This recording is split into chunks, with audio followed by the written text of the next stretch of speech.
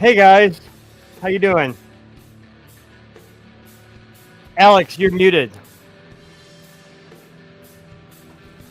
I was muted the whole time. Damn, that was a really great intro too. Oh That no. was Okay. such a great intro. I just totally like.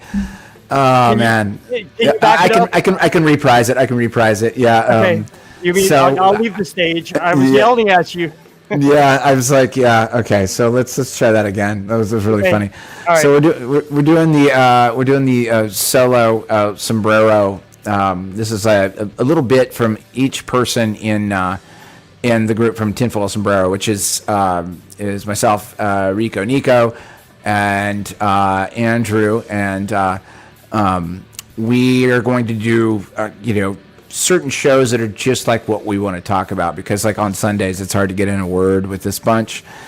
And this is episode 2. We did Rico's Hurricane Rico last week. The first one that we did from the Reckoner was not really count. It was like more of like an interview for the new record I'm putting out. But Andrew B, is a highly skilled electrician, and also what I would call, as far as electricity is concerned, I call that shit magic, Andrew, because I don't fucking understand it. I just know that it works.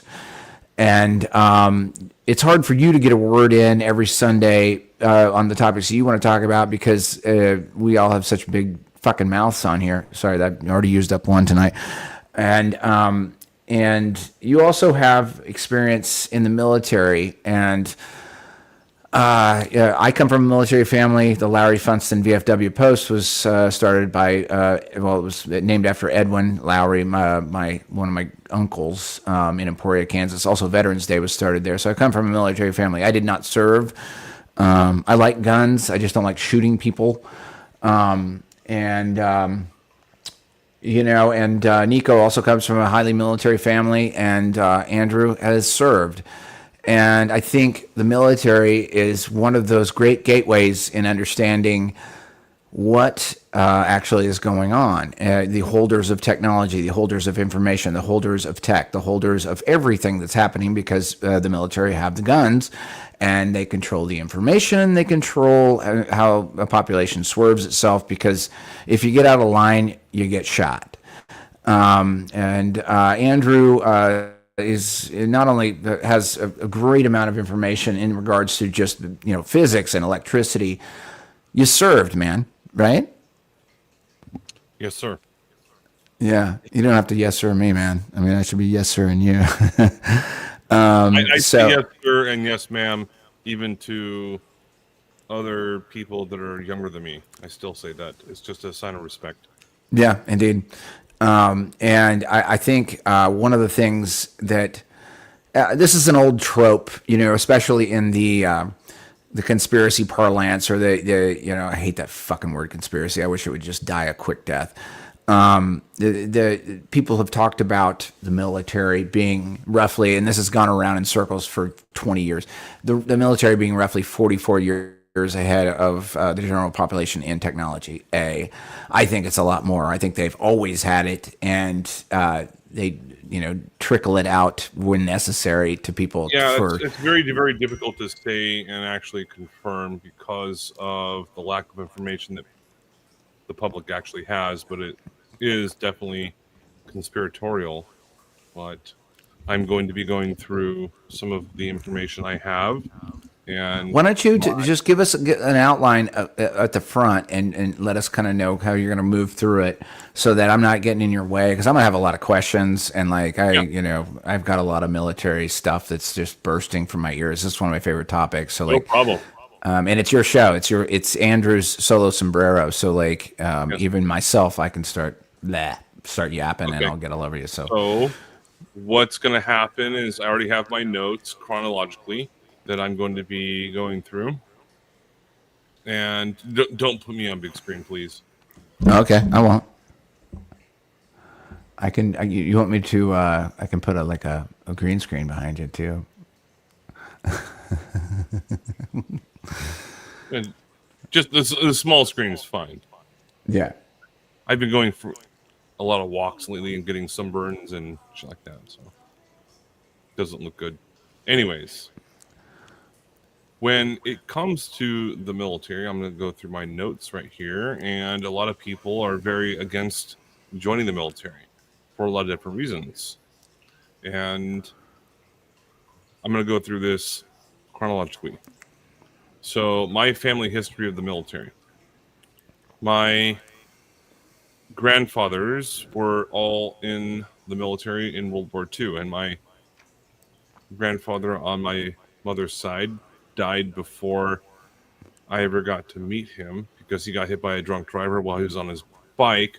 But he was in World War II in Germany, and then my other grandfather on my dad's side, who I was very well aware of, and he also served in World War II, Battle of Normandy, and also, I mean, many other battles of in World War II, Battle of the Bulge, the final battle. And that didn't really influence me to join the military. So what I did, because I was an athlete in high school, I was a wrestler. I played football. By the way, football is like one of the worst sports that's it's not even a sport. It's just like hitting people. It's worse than wrestling. You know, I Wrestling, was a college athlete, right? I yeah. played collegiate NCAA football. All right. Well, I'm sorry, but So I get it. I get it. Like I understand. Like it's half of the team basically shouldn't exist. It's like there's yeah. five I know, people on the right? front line. Okay, so yeah, it's like what are they there for? All right, so and when I was in high school, I mostly took a lot of shop classes like drafting, metal shop, wood shop, and then also the required classes, the math classes and economics, blah blah blah, calculus and well pre-calculus and all that other nonsense. So I didn't really care about all that high school kind of stuff. So what I did was when I was at home, I got a phone call one day, on those old style landlines, and I happened to be the one answering the phone, and someone said, "Hey, Andrew Baker, like we got your number from your high school. How tall are you? How many pull-ups can you do?" And I was like, "Well, quite a bit." And I'm like in pristine physical condition. So they said, "Okay, here's the address to show up to. We'd like to have you actually apply with us and join the military." And I already had the conceptual idea that I wanted to do that because run, jump, and shoot guns and get paid for it, free education, and all that kind of stuff. So Sure. that seemed very logical to me at the time. I was 17. My sorry, I thought my age was. Anyways, so I went down to the recruiting office, and it was the Air Force on the left side, the Navy on the right side, and then the Marine Corps at the end of the hallway. And I couldn't tell the difference between any of those logos at all. And then the Army was on the opposite side of the building. So I was like, all right, well, I got a phone call from somebody, Sergeant blah, blah, blah, whoever it was. And then I walked into the Navy office, and they gave me the entire sales pitch. I don't know if people are aware of this, but Navy military recruiters are required to go through about 3 weeks of sales training, like the same kind of training that car salesmen have to go through. So I never actually went into the Marine Corps office, which was where I was supposed to go at the end of the hallway. I just walked into the Navy office. If I would have walked into any one of the office, they probably would have just given me the sales pitch. And then They were all. It didn't matter. It was just like whoever walks in, like we're taking them. They're there to consume you and bring you into their program. Yeah. yeah, and Yeah. it didn't really matter because I already wanted to join the military in the first place. So, and when this happened, I was already an athlete, so I wasn't worried about that whatsoever. I was able to do 100 push-ups in a row. no problem. And I was in, again, peak physical condition. So what I did was I took their ASVAB, a pre-ASVAB. ASVAB is Armed Services Vocational Aptitude Battery. It's like the military's version of an SAT. And I scored very high on it. I can't remember what the score was, but they said I was qualified for any job I wanted to do. And then from there, I said, I want to be a Navy SEAL. I said, okay, you're qualified. So, but what they said is I had to qualify for a swim test and a running test and a physical test beyond what I've already done. So I passed all that. So then again, it's age 17. I told my parents I had already passed all that kind of stuff, and they had to go down to the recruiting office and tell the recruiters, the 3 recruiters that were there, that, hey, your son, Andrew, has the ambition to join the Navy and go into special forces and do these different types of jobs. And at age 17, my parents were like, yeah, he's good to go. So they signed off. They basically released me to the to the government. Yeah. I'm not sure if people are aware of that, but yeah, your parents can do that. Mm-hmm. And my grandfather on my dad's side, he faked his age at age 16 and joined the army during World War II. And yeah, people nowadays can't do that. So what back in that time, wasn't it like? I mean, it was a honorable. You know, not that joining the army is not honorable now, but that was like almost an expected, honorary duty in those times, right? I mean, am I wrong about that? I think so, but then again, I was born in 83, so I don't really know.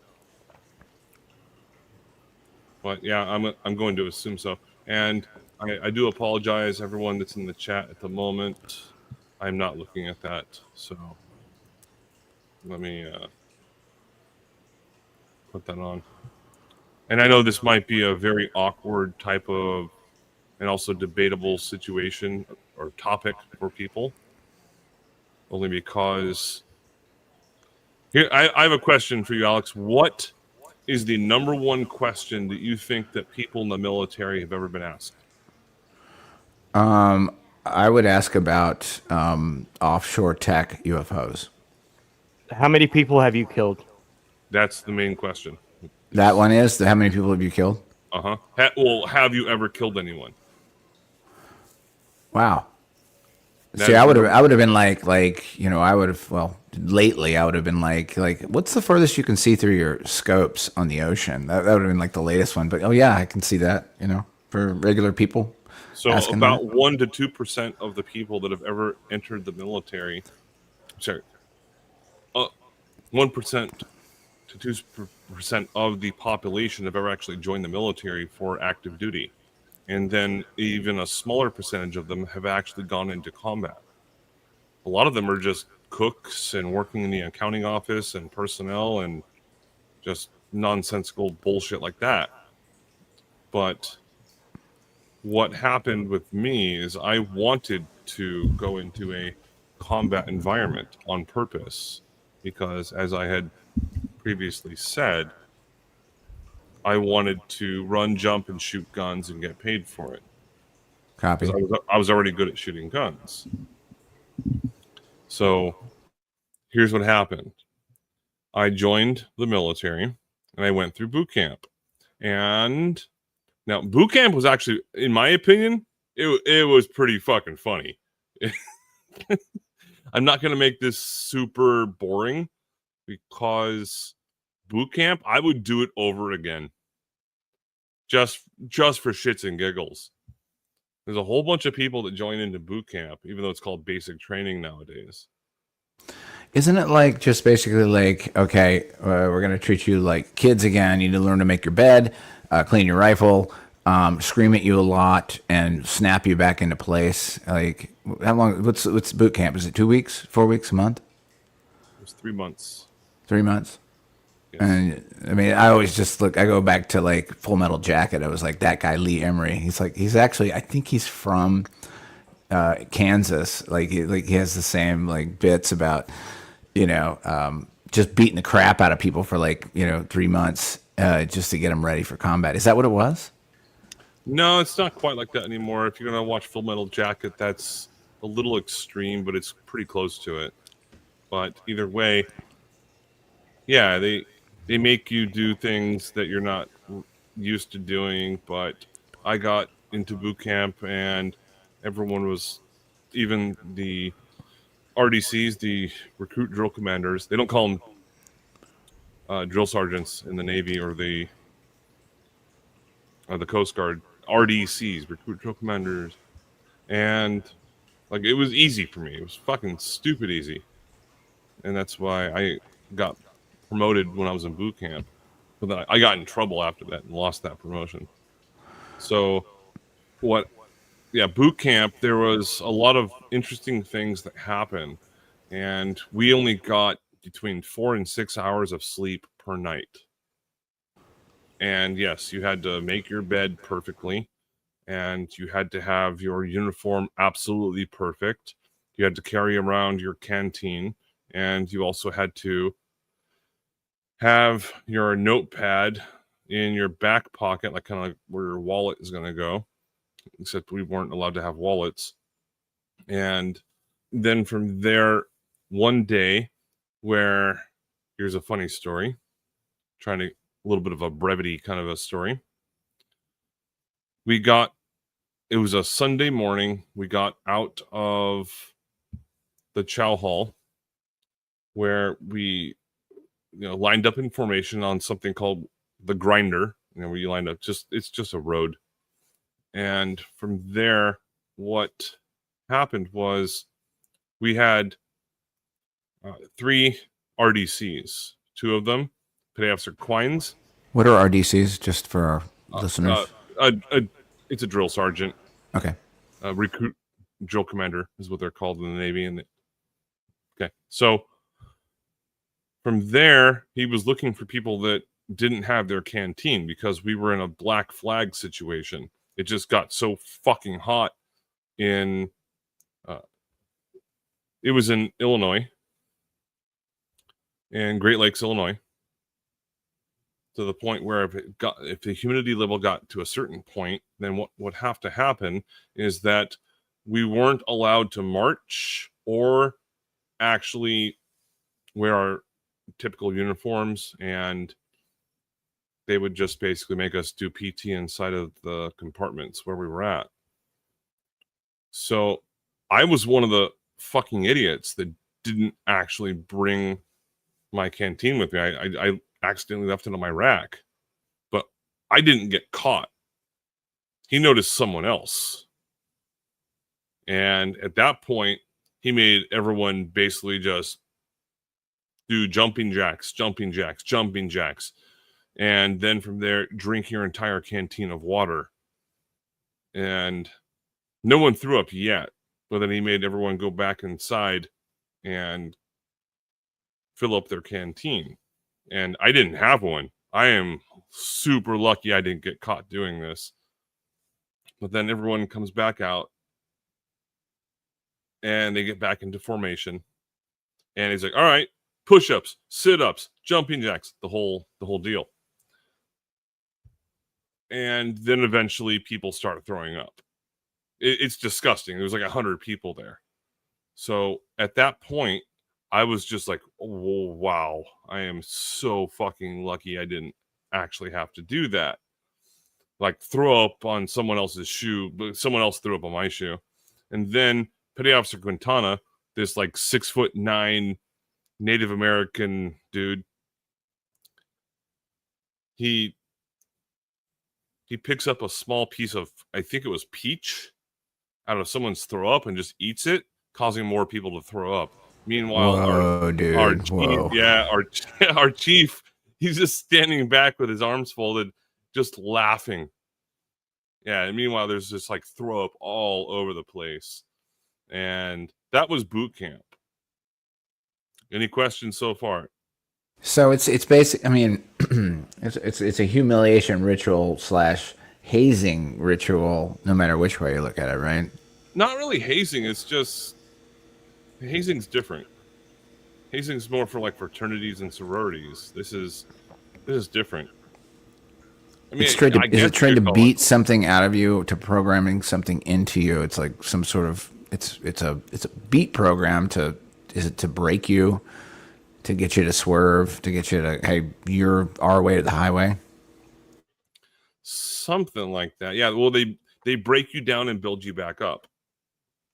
Hey, Pop. Hey, can you explain to me what Black Flag means? I only know it as the punk band. Oh yeah, black. Yeah, that's not associated with music at all. It means that it's so hot and humid outside that there's no marching in formation and no exercise allowed on training facilities. Same thing Copy. with a blue flag. It's so cold that you can't do that either. They have different color flags based upon the weather. And they So have a where did flag. that take you? After you launched out of boot camp, they're like they assigned you a position, they send you somewhere. Where did they send you? Yeah, that's my next line right here.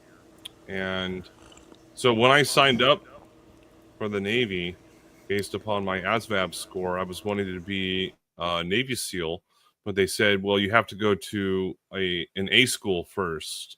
An A school is apprenticeship school. And I was like, okay, cool. And I thought I could swim pretty well because I took swimming classes quite a bit when I was, younger. And so I signed up for air crew and search and rescue swimmer training. And I got to Pensacola, Florida after I got out of boot camp. And then from there, I went and did that. I got through air crew. Air crew was pretty easy.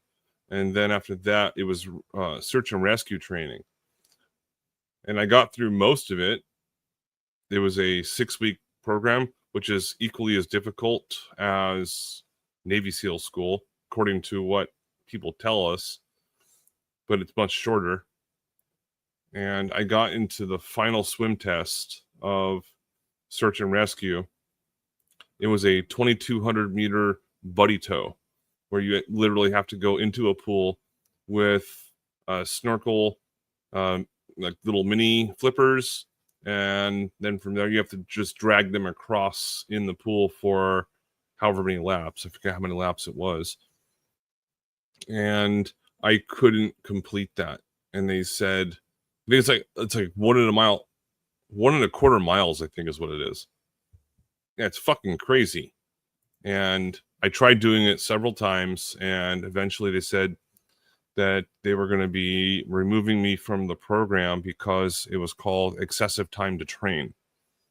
And at that point, I got pretty upset and disgruntled from that. I mean, I was still able to do 120 push-ups in a row, no problem. But carrying someone through the water for that far, that's fucking hard. Because they gave me the big Sanchez. This dude was like fucking 250 pounds, like 6'5", 250 pounds. That's who they lined me up with. And I was like, this is fucked up, man. So I was almost like kind of set for failure.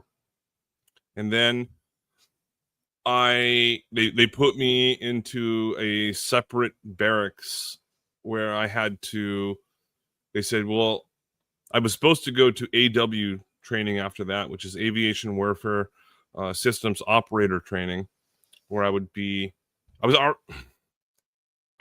a helicopter. It'd be like the main part of my job, and then operating machine guns and dropping bombs on people or like helicopter other things.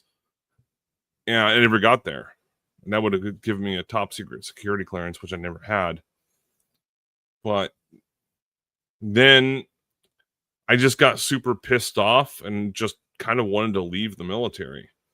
So I was in a separate barracks where there was a bunch of other people, a bunch of degenerates that were in the process of getting discharged. And some of them were AWOL and then just came back and gonna be discharged again, sort of. And that's where I got busted for underage drinking. And I was Really? Doesn't everyone in all the services drink? I mean, yeah, but on base it's different. yeah. So I got busted for that, and then I had to go to something called Captain's Mast, and I was an E3 at the time, and because I forget exactly which articles of the UCMJ I think it's Article 89 and 92, something like that, where disobeying a direct order from the commanding officer, which is don't drink underage, and then false official statements because I lied. Fuck yeah, I lied. No, I didn't do that. I mean, there was like 9 people that got busted that morning. It was a holiday break, but at that point, I went from an from an E3 to an E1. I lost 2 ranks because you can lose 1 rank per article of the UCMJ that you violate and get found guilty of. And the military lawyer that I had spoken with, he told me, they know you're guilty. If you lie, it's going to get even worse, and you might get actually discharged. Hey, a lot of these E1s and E2s and stuff, well, maybe I'm speaking for me, but I don't know what you mean by that. I mean, I understand that it's leveling up and leveling down, but I'm just letting you know you might want to define those a little bit more sharper. I'm gonna go through that in just a little bit. Actually, I'll show you right now. Okay, so I'm gonna need to share my screen.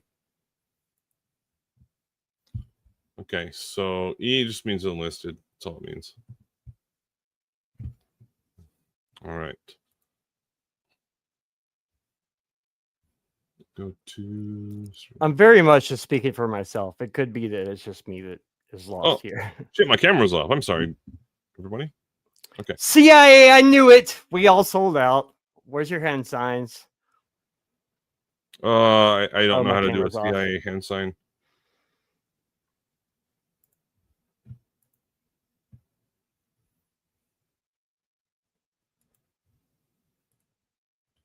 Okay, so when it comes to the military, this is public information. This is according to the year 2025 active duty pay.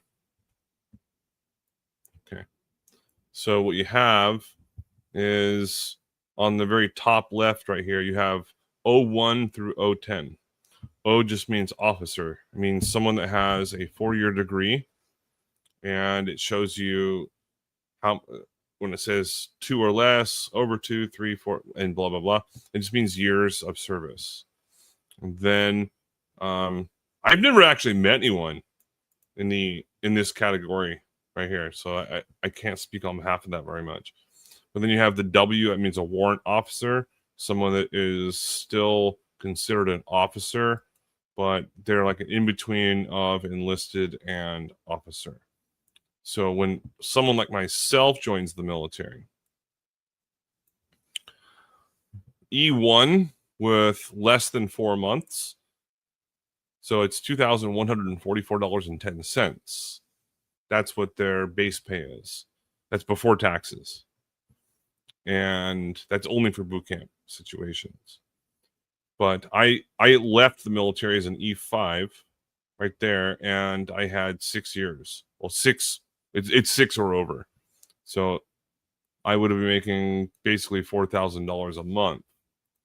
And then plus BAH and plus other combat benefits and things like that. But a lot of people say the military makes a shitload of money, and no, we don't. It's just the benefits afterward is why a lot of people join. So if someone in the top rank, so E9, which in the Navy is a Master Chief, over 40 years, $10,336.50. Okay. So now the top ranking person in the officer side, someone that usually officers are required to have a bachelor's degree and sometimes a PhD. But it's not that much more. It's close to $20,000 a month. And then they have all their bonuses and stuff like that as well. But there's very, very few of those people. But O means officer, E means enlisted. Officer means went to college before they went to the military. And then you have the W's, which are, those are warrant officers. They're sort of like a mixture between officers and enlisted. But then nowadays, a lot of people that are enlisted, if they want to get above E6, they have to have a bachelor's degree, which means they might as well just become a fucking officer. I don't know why that happens, but by the way, I got out in 2006, close to 2006. I'm going to go through a little bit more of that as we move forward. But this is the pay scale that is public knowledge, and this is off Navy.com, and you can look it up at any point you want. So there's that for now. So where are we in where are we in your timeline? You're out in 2006. You're sharing a little bit about the pay scale here. Just kind of give us some context. Yeah. Here on where you're on your journey here. Sure. Yep. Okay. So I was just trying to show that because it's one of my notes. Let me close that note. I was trying to show people because I know a lot of people. I'm not looking at the chat right now. I do apologize for that.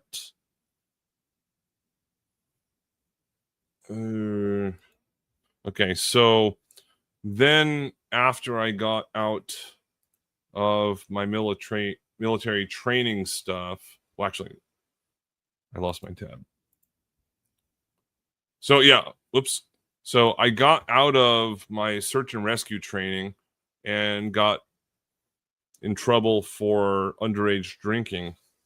And they said, yeah, you just lost the majority of your contract. You're not going to BUDS anymore. BUDS is Basic Underwater Demolition School. That's Navy SEAL training.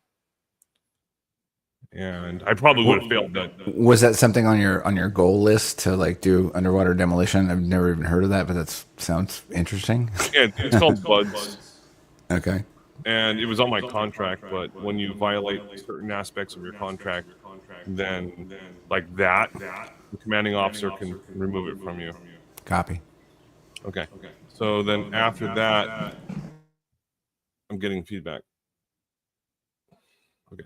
So they told me I had to choose another school, another program to go through. And I was barely in the military for maybe 5 months, something like that. 5 or 6 months. So what I chose, because I wanted to do have a combat role, because I didn't want to be sitting in an accounting office and just, that's fucking boring. Might as well just work at the DMV. So, and it's one of the reasons I joined the military. I wanted a combat role. And again, I was 17. Well, I think I was 18 at that time. So I chose to be a CB. And I'll show you what a CB is right now. So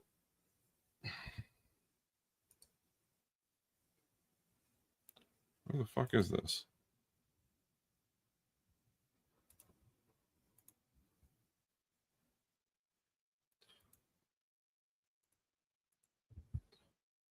So CBs,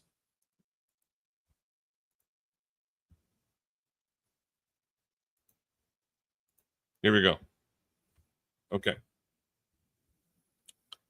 So we are considered, we're not special forces, we're considered special operations, which was fine by me. It was like the next step down from being a Navy SEAL, which I probably wouldn't have passed that training either, but I really, really wanted to. But there's a lot of these different pictures of these different types of battalions. I was an NMCB 5, which is what this is the picture of. And what also, oh, whoops, I skipped a step. I'm sorry. Oops. Okay. So once I got out of my CB training, they gave me the option of going straight to a battalion or doing a one-time deployment onto a ship. So I was like, all right, fuck yeah, I'll go on a ship. And I need to stop sharing and then show again. Apologize. And just so you guys know, we're laying out some context here for for Andrew's, basically his story into talking about how this applies to, reality. And we're going to get to that, guys. This is just laying down a foundation so we understand where he's coming from. And then we're going to stretch out our arms and talk about what this all means for everybody. Keep going.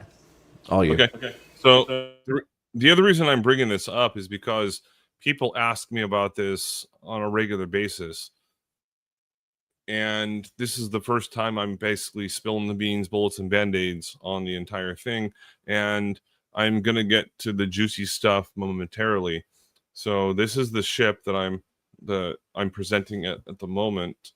This is the ship that I was allowed to go onto. And I was attached to, it was like kind of weird, in between the ship itself and also the 24th MEU, which is the Marine Expeditionary Unit number 24. So it was Marines. And this was in 2002. So this ship is close to the size of an aircraft carrier. It is. I mean, you can see on let's talk about this a little bit. Like, what is that thing? What it looks like you've got aircraft on top of it. It looks like it's communications, obviously. That's always with every ship. It looks like there's a little like dock at the back where like a little air ship would go underneath the garage in the back. It's just bullshit. That's because her dad served in the military, so she's like, is that a little place where a boat can go back in from the back? And no, it's like a catamaran, so they can go faster. Yeah, you can have these things called LCACs. What are they called? LCAC. LCACs. Okay, gotcha. Actually, can I tell you? Hey, I'm getting big reverb on Andrew right now. And by the way, I'm laughing my ass off at Nico. Bullshit. But Andrew, speak. I have photographs and videos of this. Would be on the flight deck when I volunteered to be up there. I'll go down in my garage and get them if you want to see them. But anyways, what it does is it floods full of about 9 feet of water, and then it can bring other seacraft on board. And what it does is it has about a 10 to 12% pitch on the flight deck. So they shut down all aircraft from flying on or leaving. So that's what happens. And then they can bring on, this is how the Marine, I was on one of these craft when we invaded Iraq. I'm going to get to that in a little bit here. But it floods full about 9 feet of water. And then from there, they shut the gate on it and they drain the water. And I think they drain most of it, however it works. I wasn't part of that crew. And that's where they bring tanks on, howitzer cannons, Humvees, thousands of Marines. So this ship itself only had about 1,000 Navy on board. And me being a CB at the time, there was only 5 of us. I think it was 5. And we were in between the Marines and the Navy. So I was mostly assisting the Marines because I was setting up the generators and shit like that. And that's where I went to CB school. And that's where I got my electrician training. So that was my training that I had on board this ship. And I also volunteered on the flight deck and got told to go and actually work inside of the mess decks because everyone has to do that. If you are below an E5, and at the time I was only an E3 on this ship, so that's where I learned how to cook actually. And I'm a whoa, you guys want to have some fucking food? Oh yeah, I'll give you a mouthgasm when it comes to that stuff. But when it comes to this, yeah, Did you say mouthgasm? I don't even know Yeah, what that is.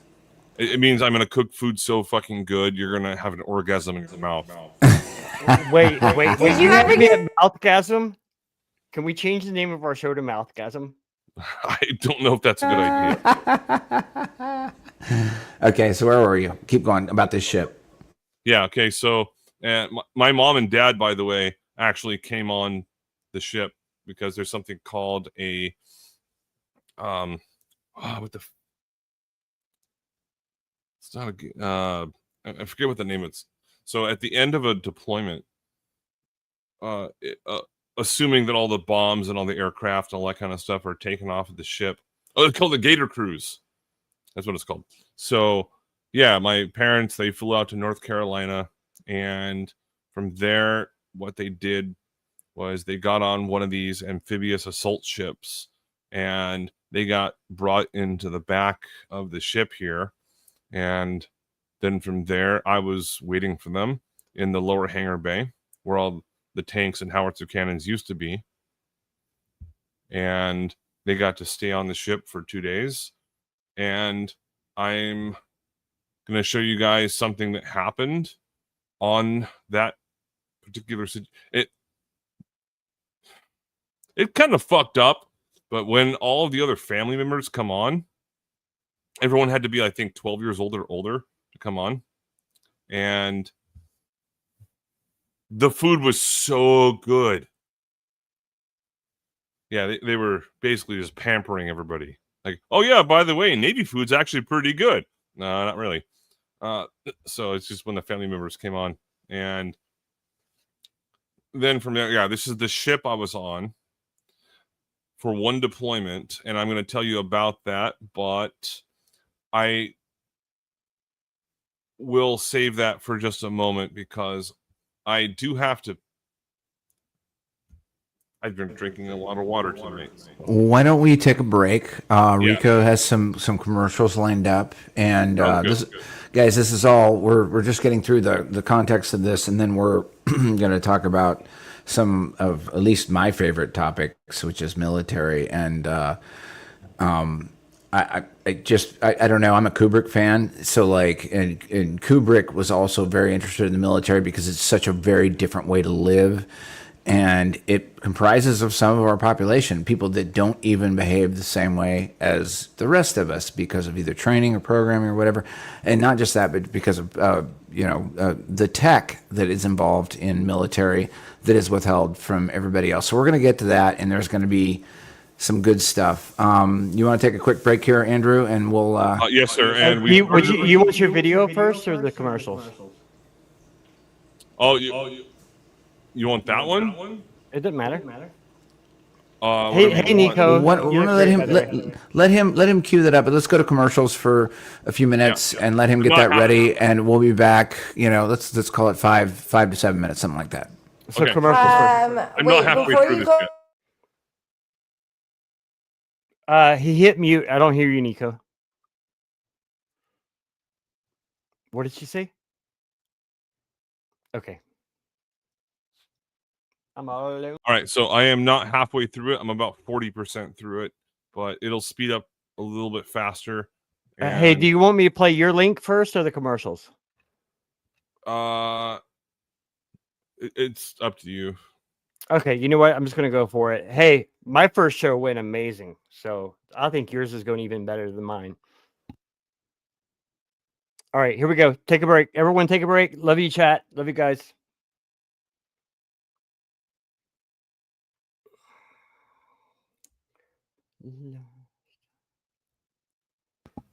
If you're playing mine, I do have to give a little bit of a preface to it.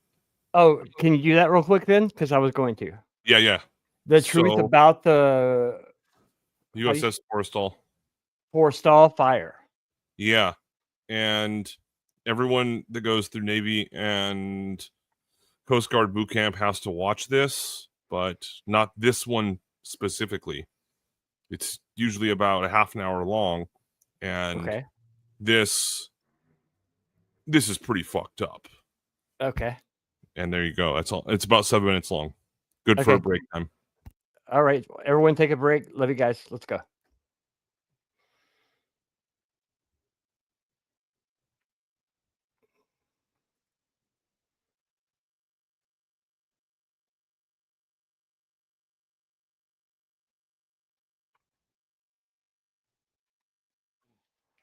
The USS Forrestal arrived on Yankee Station on the 25th of July, 1967, the first East Coast carrier to be based there since the beginning of the war. As a result, the captain, John Behling, who was a World War II veteran who'd survived having his Helldiver shot down, wanted to set a good tone. So in the first 4 days they were on station, they flew 150 combat sorties over North Vietnam. On the 29th of July, there were more than 40 airplanes on the flight deck prepping for an 1100 go. The Phantoms were loaded with Mark 80 series bombs and Zuni rocket pods. The A4s were loaded with Korean War vintage Mark 65s, which they'd received from the ammo ship Diamond Head the evening prior. At around 10:53, a Zuni rocket from an F4 piloted by Lieutenant Commander Jim Bangert, his airplane was parked starboard side aft, shot across the flight deck and hit an A4 parked on the port side aft that was piloted by Lieutenant Commander Fred White. Immediately, 400 gallons of jet fuel blasted from the fuel tank of White's jet onto the flight deck and spread to the adjacent airplanes, including the one just forward, Skyhawk 416, piloted by John McCain. Immediately after that, at least one of the two vintage 1,000-pound bombs under the wing of White's A4 fell to the deck. Less than a minute after the fire broke out, Chief Aviation Bosun's Mate Gerald Ferrier, who was the head of the firefighting crew, arrived on the scene and began battling the blaze around the bombs on the flight deck with a handheld fire extinguisher. About 20 seconds later, the first of the hose crews arrived, and they put salt water on the forward boundary of the fire. 30 seconds after that, the bomb exploded. The first two fire crews on the scene were decimated. 9 seconds later, a second bomb exploded even more violently. Within the first 5 minutes of the disaster, the aft end of the carrier was rocked by 7 more major explosions. The fires were fed by 40,000 gallons of jet fuel spilling from tanks and fuel cells ripped by blasts and shrapnel. The explosions smashed holes in the 2-inch thick armored flight deck. Flaming and unburned fuel, water, and fire retardant foam cascaded into the compartments below, which were primarily crew berthing areas. While the fire on the flight deck was contained within an hour, those below raged until 0400 the next day. As a result of the fires and explosions, 134 sailors and airmen died, and 161 others were seriously wounded. Of those who died, only 28 had been on the flight deck. 50 died while asleep in their racks. 21 of the 73 aircraft on board were destroyed, with another 40 damaged. Repairing the carrier cost $72 million. Destroyed aircraft accounted for another $44.5 million, with another $10 million to repair the damaged aircraft. Ordnance loss was valued at $1.95 million, and supplies and equipment destroyed were put at $3.15 million. The Navy's final report found problems in the Zuni launching pod. Attachment cords between the pod and its mounting rail in the aircraft, called pigtails, carried the electrical firing charge from a switch on the pilot's control stick to the rocket's igniter. Pins on the pigtail could be bent, which caused a short circuit. Further, there were 2 separate safety procedures to prevent an inadvertent firing of a Zuni.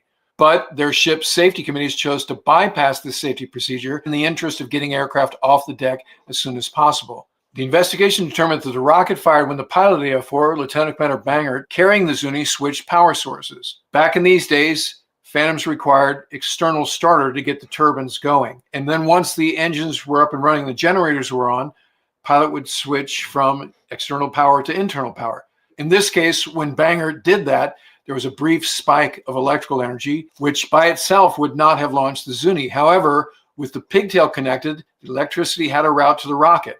And with the safety pin pulled, the Zuni was electrically and mechanically free to be fired. The investigation's other major finding had to do with the ordnance on the flight deck. 80 bombs totaling 24.5 tons of high explosives were on board the 15 attack aircraft.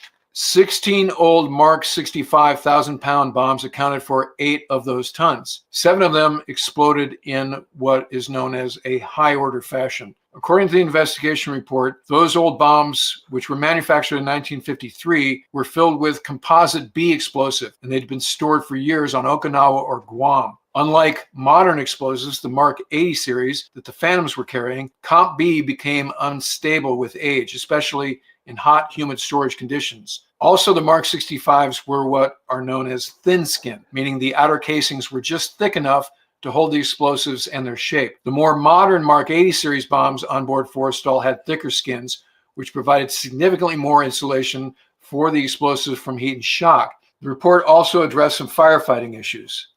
The most effective means of fighting a fuel fire on board ship is with foam, which blankets the flames and fuel source, which basically smothers the fire. Water, on the other hand, only serves as a cooling agent. It tends to spread the fire around as the fuel floats on top of the water. As mentioned, the first major explosion took out the 2 main firefighting crews and the foam hoses they were using. The water used by the later crews, who were not part of the damage control teams, but just crew members trying to do their part, actually spread the fire rather than put it out. Now, as you'd expect, there were a number of changes made after the Forrestal fire. Zuni safety procedures were reevaluated and strengthened. The old bombs, the Mark 65s, were removed from the munitions pipeline, and the Mark 80 series bombs were given a plastic-like coating as a further insulation against fire. And attendance at firefighting school at a facility named after Chief Farrier became mandatory for all sailors. Now, in recent years, a conspiracy theory has emerged that blames the late Senator John McCain for starting the Forrestal fire. So this rumor talks about McCain doing what was known in the A4 as a wet start, which happens when the igniters in the engine do not energize or fire before the atomized fuel enters the hot section of the engine. If the pilot does a wet start, the pooled fuel can shoot out of the tailpipe in an impressive flame. But if you look at how the airplanes were oriented when the Zuni went off, McCain's A4 was spotted on the port quarter with his tail hanging over the deck pointed at the ocean. The Phantom that launched the Zuni is spotted on the starboard quarter, also with its tail pointed over the deck. There's physically no way flame from McCain's A4 could have reached around 180 degrees, crossed 100 feet of flight deck to ignite the F-4 Zuni. So that particular conspiracy theory is bogus. Forrestal was repaired and ultimately returned to the fight until she was finally decommissioned in 1993. All right, that's going to do it for this episode. Remember to subscribe, like, and comment. Check the links below for merch, including where you can get the Punks Trilogy, my first 3 novels about life in an F-14 squadron, now available in all formats, including Kindle and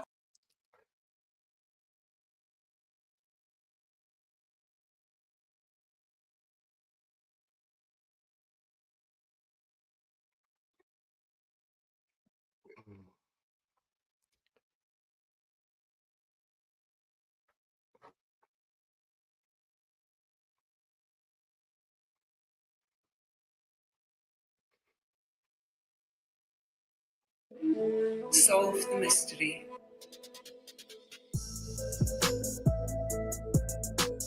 Esoterica, Music and Art Festival. Decode the mysteries of the occult. October 17th, 18th and 19th, 2025. Happening in Spartanburg, South Carolina at the music camp.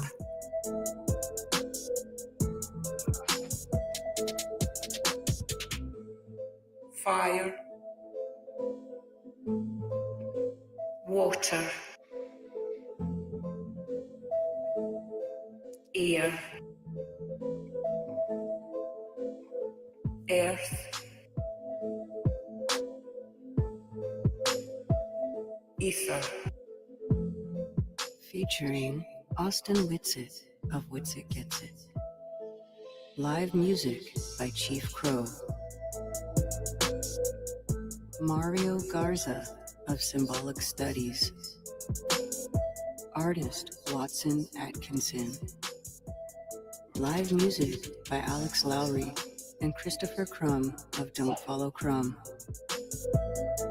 Plus more to be announced. Decode the mysteries of the occult. Gain wisdom, shed fear. Esoterica.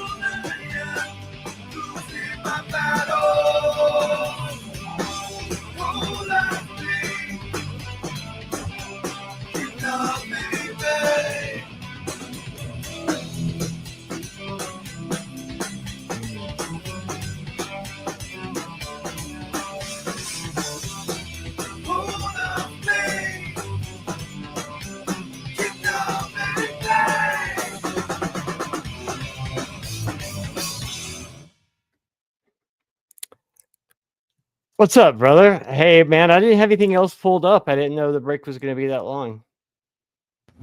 I only had a 7-minute video, but I think that was excessively long, but whatever. No, actually, I enjoyed it, but I'm just saying I thought Lowry would be back. So I want to... I'm here. Oh, cool. Dude, this is my first production job, so I just pulled up whatever I could at last second. Okay. Right on. All right, you back and ready to go, guys? Because I'm ready to leave the screen because Yeah, I've been ready for. I have 0 fingernail polish on. That's good. That's odd to actually hear, but good to hear at the same time. Okay. So if anybody, I would also enjoy anyone that actually has any military experience, like active combat duty experience. Yeah, if you want to You may drop, put a call in link out there. yeah, you can. Just be cautious of that. Right on. And by the way, I saw what you said in chat. Listen, a lot of times, even on our main Sunday slot, like we have a little bit more than this, but most of our watches are in replays. So don't sweat that at all. Okay. Like we end up with like 300 on shows where there's 7 people in chat. So don't sweat that. I don't even know how many people are in chat right now. I don't either. All right, I'm leaving the stage. I'm going to send out a link if you guys want to call in. This is a military-related show.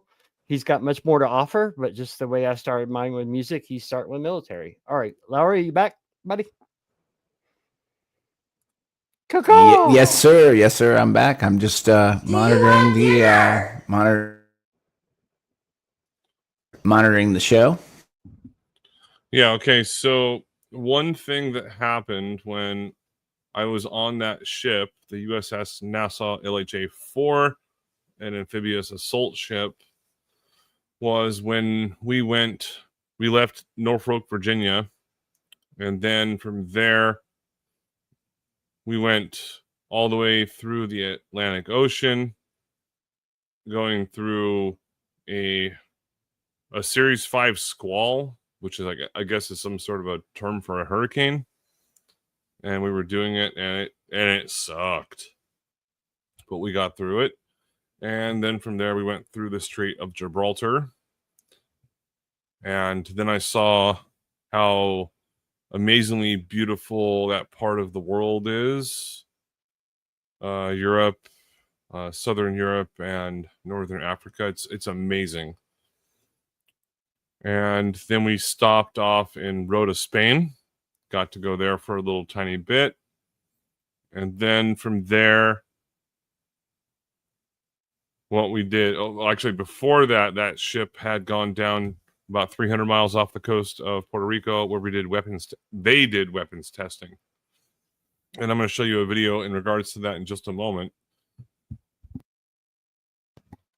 because it's associated with the time that my parents got to come on board of the ship, where they test these different types of weapons. And my dad is a huge proponent of machine guns and firearms and things like that. So this is another military related thing. So I'm going to share that right now. And audio is required for this one.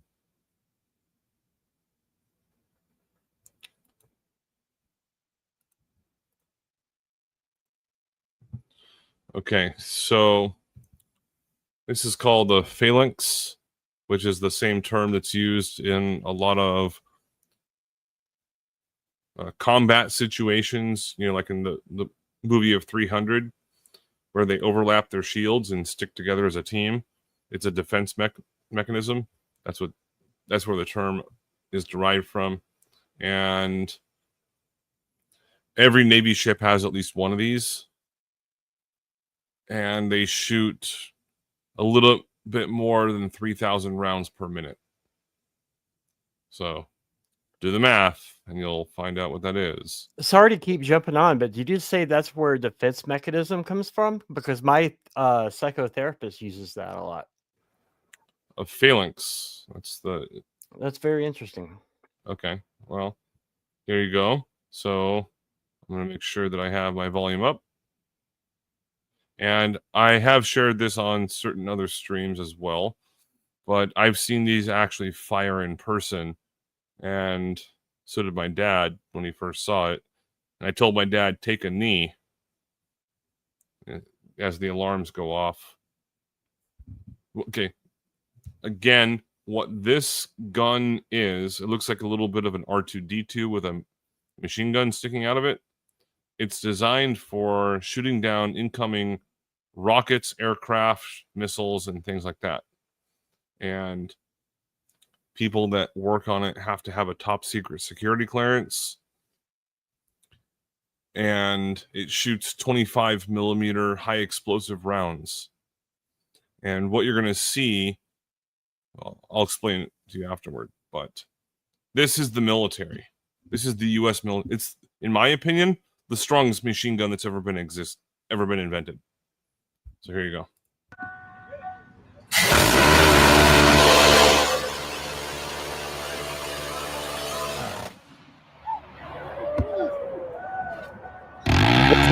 Is that all tracers? It's every fourth. Yeah, the ones you can see are every fourth round. Wow.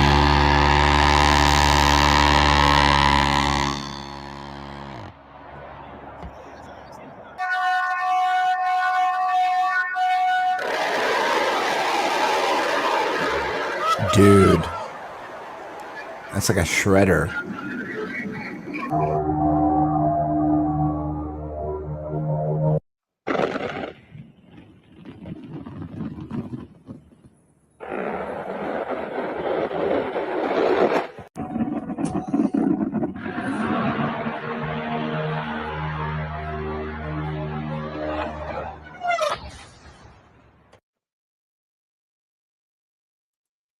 Dude, I hate to keep adding myself, but that sounds like what nightmares are made of.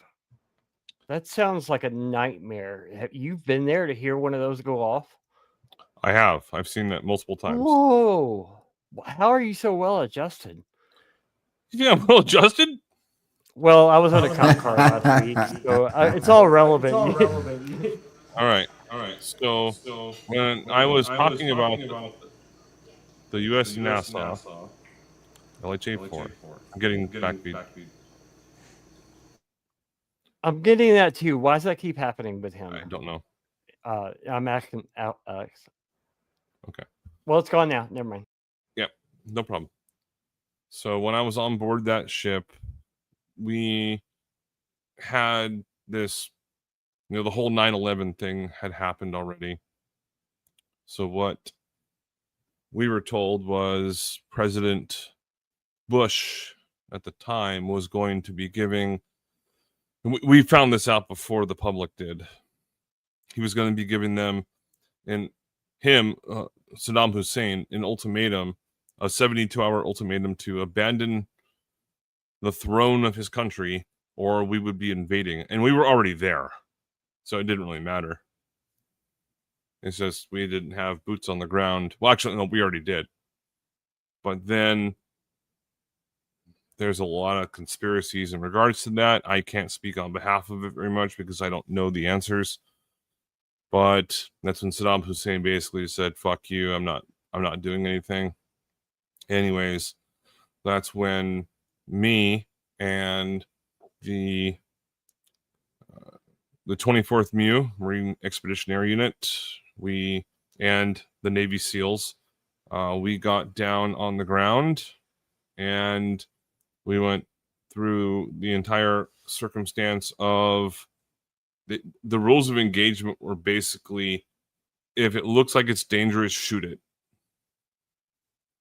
And yeah, we had helicopters, tanks, Humvees. I mean, the works. Like, it was like Apocalypse Now kind of situation. And that was my very first like serious combat invasion that ever happened. And I thought it was cool at the time because we had an overwhelming force that was invading a country that I thought was evil. Now I feel bad about what I did. But what we ended up doing, we had some sort of a stopping point. And I wasn't the driver, I wasn't the convoy officer or anything like that. So we stopped at a certain point, and there were very few gunshots that actually went off. I think some people were just shooting camels for whatever reason, but who cares? And then from there is this term that's used in the Seabees is stop, drop, and set up shop. And that's what we did. And as Seabees, we we built the bases, and for about 30 hours straight with barely any breaks and anything else, we built a base with concertina wire, barriers, porta potties and shit like that. And meanwhile, we were defending the base as we built it. There was around 300 of us, maybe 400 of us, something like that. But then we also had the Marines and the Army with us as well. Meanwhile, the Navy SEALs and Delta Force and other things, you know, they're far forward from us doing whatever they were doing. But they would come back to that base at some point. So that was part of what we did. But that was actually part of my second deployment. The first deployment during the ship, what we had was a situation that was right off the Horn of Africa, you know, right by Somalia, and also United Arab Emirates and Yemen, those kind of areas off that kind of location. And while I was on the ship, we found out that all of a sudden the ship made a huge, we were going into the Persian Gulf, and we made a huge 180-degree turn. And this is back when I used to smoke cigarettes, and I was down on the smoking deck, and like some people almost fell off the smoking deck because of how sharp the turn was. And we found out, well, the ship went, you could feel it. It went up to full gear, like pressing on the gas, pedal to the metal situation. Actually, I'm not really sure how to phrase it properly for a ship, but I hope everyone understands the concept. But we did that for about the next day and a half to 2 days. And then there was an emergency flight quarters that occurred where what happened is they brought on, like, right as the sun was basically giving us a little bit of sunlight, we had a bunch of helicopters fly on board, and we had these guys fly on there, and you could tell they were special forces. I knew they were Navy SEALs just based upon their fatigues and the weapons they were carrying, and the fact that they were all loaded, which you're not supposed to do on a Navy ship, but they have an exception. And this is at the time when I was actually doing something called FSA duty, food service attendant, where anyone that's an E4 or below has to do this once per command. And that was my first time on that command. And that was only, at that time, I was only an E3. You know, pretty low ranking. And I had the benefit of actually working in the Chief's Mess at that time. You know, the E7s, E7, E8, and E9s. And I was working on the 7 to 7 shift. So, you know, 12-hour shift, which was the best shift to work on. And then from there, at one point, we had Master Chief Snell come by. I think it was maybe, I don't know, 12 hours later. And he said, "Hey, guys, we have SEAL Team 3 right here, and they're hungry. Make them anything they want, no questions asked." And we're like, okay, cool. Like, I wouldn't argue with that anyways. But most of them didn't want that. They just wanted cereal. And there was one guy in that crew, and I have proof of this, by the way. I'm not trying to bullshit people. Okay. It was Chris Kyle, American Sniper. Yeah, I sat down, and I didn't know who he was at the time. No shit, it was that guy. Yeah. That's what Max Space Player goes by now. His real name's Chris Sprinkle, but he goes by Chris Kyle. Five-hanger Death Punch. So it was getting feedback.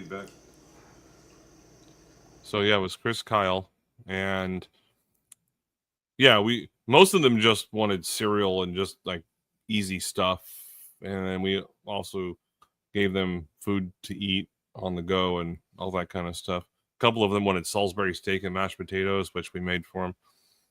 But either way, yeah, Chris Kyle. And then, so that happened. But the reason that happened was because this is the thing I had to sign an FBI non-disclosure agreement about. Because when we were down there on the Horn of Africa, and the reason that SEAL Team 3 got brought on board and why the 24th MU recon unit got really pissed off was because they were supposed to be doing that, but then they flew on SEAL Team 3 instead. And that was because there was a South Korean ship, a North Korean ship disguised as a South Korean ship that was transporting Scud missiles to Yemen, which is right where we were at. And according to what we were told, is there was a Spanish Navy ship that was in the area, and they had figured out that that ship was disguised. So we got involved and along with them. So it was a joint military operation. And it was in the news, actually. And it almost started a war because Bush had apparently said, yeah, Yemen, you can't be doing that anymore because of this arms embargo or treaty or whatever the fuck it's called. But they had 12 Scud missiles. Scud missiles they're huge. They're like 12 or 15 feet long. And that's when SEAL Team 3 was on board for about maybe 2 days until something happened where they got onto the helicopters again and were airdropped onto this particular ship. And it's all inside of the American Sniper book. And when I read that, I was like, oh, I read the entire book like 3 times. But that was pretty crazy because, like, I didn't even know I was talking to Chris Kyle. I don't know any other person that was there. But I met him. I had cereal or some whatever the fuck I was eating at the time. And that was something I have records of this. I put that. It's called the POD, the Plan of the Day. It's in my dad's safe, and I have an actual military documented record of it. And then I met him in Iraq as well. But when I went to Iraq for the first time, like boots on the ground was when I was on the ship. But that was like, it was with everybody, the Army, Marines, Air Force, fucking everybody was there. And I was only there for a short time. Then after that, came home, we did our, R&R, rest and relaxation kind of stuff, and then deployed very quickly after that. And that's where my second deployment, they said, okay, well, Andrew, at that time, Petty Officer Baker, you're deploying to Okinawa, Japan. I was like, why? Why did I just go to Iraq? They said, oh, you're going to. Don't worry. I was like, okay, well, that's fucked up. But I hate flying. But I'm not scared of flying. I just hate flying on 9-hour flights or something. It's just sucks. So what I did is I went to Okinawa, Japan, and I was at Camp Shields for a month and a half-ish. And I was just there doing electrical work and organizing a bunch of nonsense. And they told me, oh, yeah, you're going to Japan. I was like, fuck no, I'm not going to Japan. And I tried to get out of it as much as I possibly could. And he said, well, after you get done with Japan, you're going to Iraq anyways. And they said, yeah, this is going to be like sort of like the Last Supper kind of situation. So let me ask you this: like, so you're wanting to see action. You're at this point in time, you're wanting to, like, well, if I'm in this, You already saw it, and you're like, I don't want to go somewhere where there isn't action. No, I didn't want to go somewhere where there was. I saw what happens when you see a group of people get blown in half by a fucking machine gun. Right. No, I didn't want to go back there again. So, as far as Japan is concerned, then you just knew that they were going to put you up to menial tasks over there. Is that what you're saying? Yeah, they were basically just telling us that was a staging point. That's all it was. Okay. All right. And then from there, they sent us over to Thailand for something called Operation Cobra Gold. And then at that point, that was a humanitarian project. So we didn't have any weapons or anything. We actually had to hire the Thai military to work as security for us. So we had no weapons. I mean, so other than like tools and shit, menial stuff like that. No firearms whatsoever.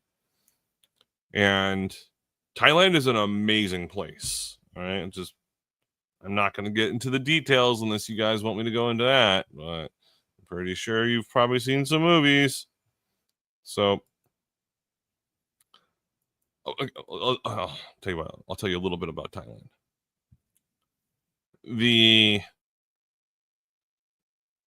I don't think there's a drinking age requirement over there, and they sold bottles of Jack Daniel's equivalents for $4. So that was pretty cool. And they loved Americans, and I got to go to Cambodia as well and see one of the ancient structures of the world, and I have no idea how people built those kind of things. It's marvelous to see it. But then after that project was done, I was there for, I forget, 8 or 9 weeks, something like that. Then we went back and immediately another airplane flight straight to Iraq. And I was there for another, I don't know how many months. I forget now. Then after that, fly back, stop in Hawaii. From there, go back to LA, and then bus ride to Port Hueneme.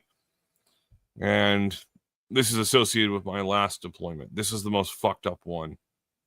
Oh, by the way, the first time I ever saw someone die was on the ship. My good buddy. I've got a fucking book right here. Let me find it.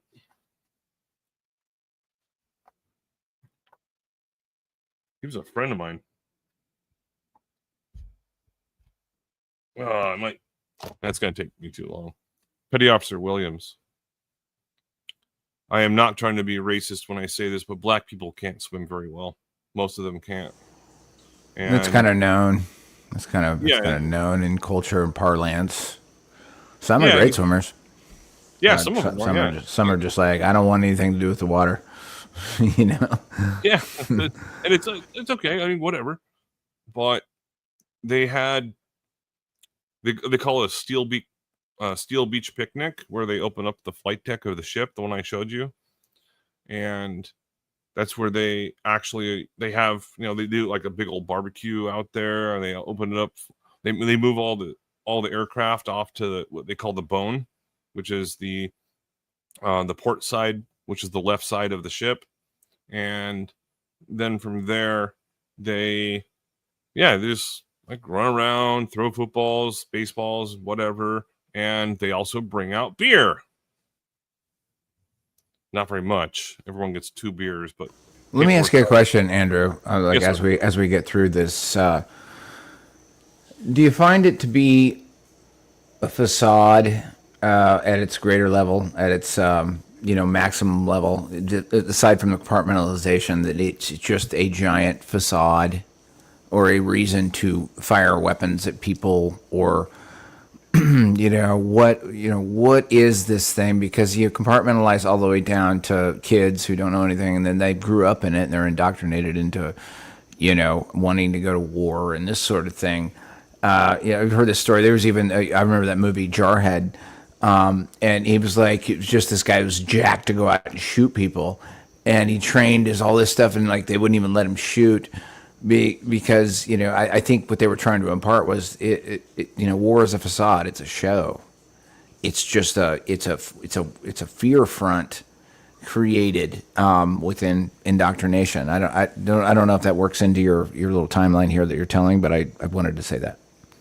Well, that's actually a great question, but I have never. I don't watch war movies anymore, so I've never seen that. I've seen pretty much every other war movie, I think, but yeah, I had gotten a sense, just like as I've got several friends, including you, that have served and everything else, and a war is kind of like the end game strategy, hot war firing at each other, but it generally is just the nature of the beast in the middle to keep the essence of war going. While yes, there is war and people get shot, and there's hotlines there, but like in general, it seems like the system is built to engage youngsters into there's an enemy over there, and then it's a jobs platform for the rest of their life, or they do actually hit the front lines. Hopefully not too much, but am I somewhere in the vicinity of what you're talking about? yeah, I just don't know an exact answer to it because I don't know the mentality of every single person that's associated with these types of situations. Yeah, So I'm just telling everyone my situation, where sure. I was young, I was athletic, ambitious, and I didn't want to go to college because the military was going to put me into college. And then from there, run, jump, shoot guns, get paid, get college credits. And then from there, all these different benefits. And yeah, I was just basically trying to live the life of a video game or of a movie. Well, That I'll was, tell you this, Andrew. Like when I came out of high school, I wanted to go to the Air Force Academy because I wanted to fly jets. I wanted to fly jets. And there was this huge procedure that you had to go through. You had to go through the senator of your district, and then someone had to sponsor you in I think it was in your county. And then even then, if you got out to Colorado Springs, which is the Air Force Academy, then there's no guarantee that you would get in the cockpit of a fighter. I always wanted to do that. I've always been fascinated with planes. I was really fascinated with outer space, until recently within the last 10 years. But like I wanted to fly stuff, and there is this very particular thing that you have to go through to elevate yourself through the military structure, A, and B, when you do get jaded out, like it sounds like maybe that's what you're talking about, is that you realize, oh, they were selling the Top Gun, Hollywood formula to young kids that they could go out and fly around and be heroes, or be on the front lines and be a hero in the war, and that's not really what it is. Like, is that kind of where we're going here? sort of, yeah. I was just. It's very difficult because some people join the military and drop out before they even get a couple weeks into boot camp. They completely give up. And I saw that happen. And then some people, like myself, were super, super ambitious, and I wanted to stay in for 30 years. I only did 6. But other people stay in for more than 30 years, which is extraordinarily rare. So it just depends upon the situation of what jobs people are doing. Like, when there are people in the military that are basically just working at the fucking post office. Yeah, you're still at a military position, but it's a post, right? Like what do they call it, flying a desk job or something like that. Yeah, it's all it is. Like, fuck that. I heard somebody. There's a guy that runs a podcast out of Portland, and I'll bring it up on a future Sombrero show because he's very much sharp into the stick. But he was talking about the military, and he said as much as the military is allegedly there to defend the Constitution, the military itself is a very socialistic organization. Would you agree with that, or am I left field or Yes. which is really a giant irony when we talk about something like this. Is like you're talking about a group of people that are set up to defend a document that's supposed to protect people, right? Well, But when you start getting into the actual aspect of political mindsets, then I mean, what's the opposite of socialism? well, I mean, my understanding is capitalism, but there's all sorts Correct. of little slivers of that exist. But like, yeah, it's ironic, I think, that you have a socialistic system defending a document that is defending everybody's rights to like do what they will, and defend themselves against shitheads, right? Yeah. So Well, what is the military. of what's the goal of capitalism? Like, what is the main principle?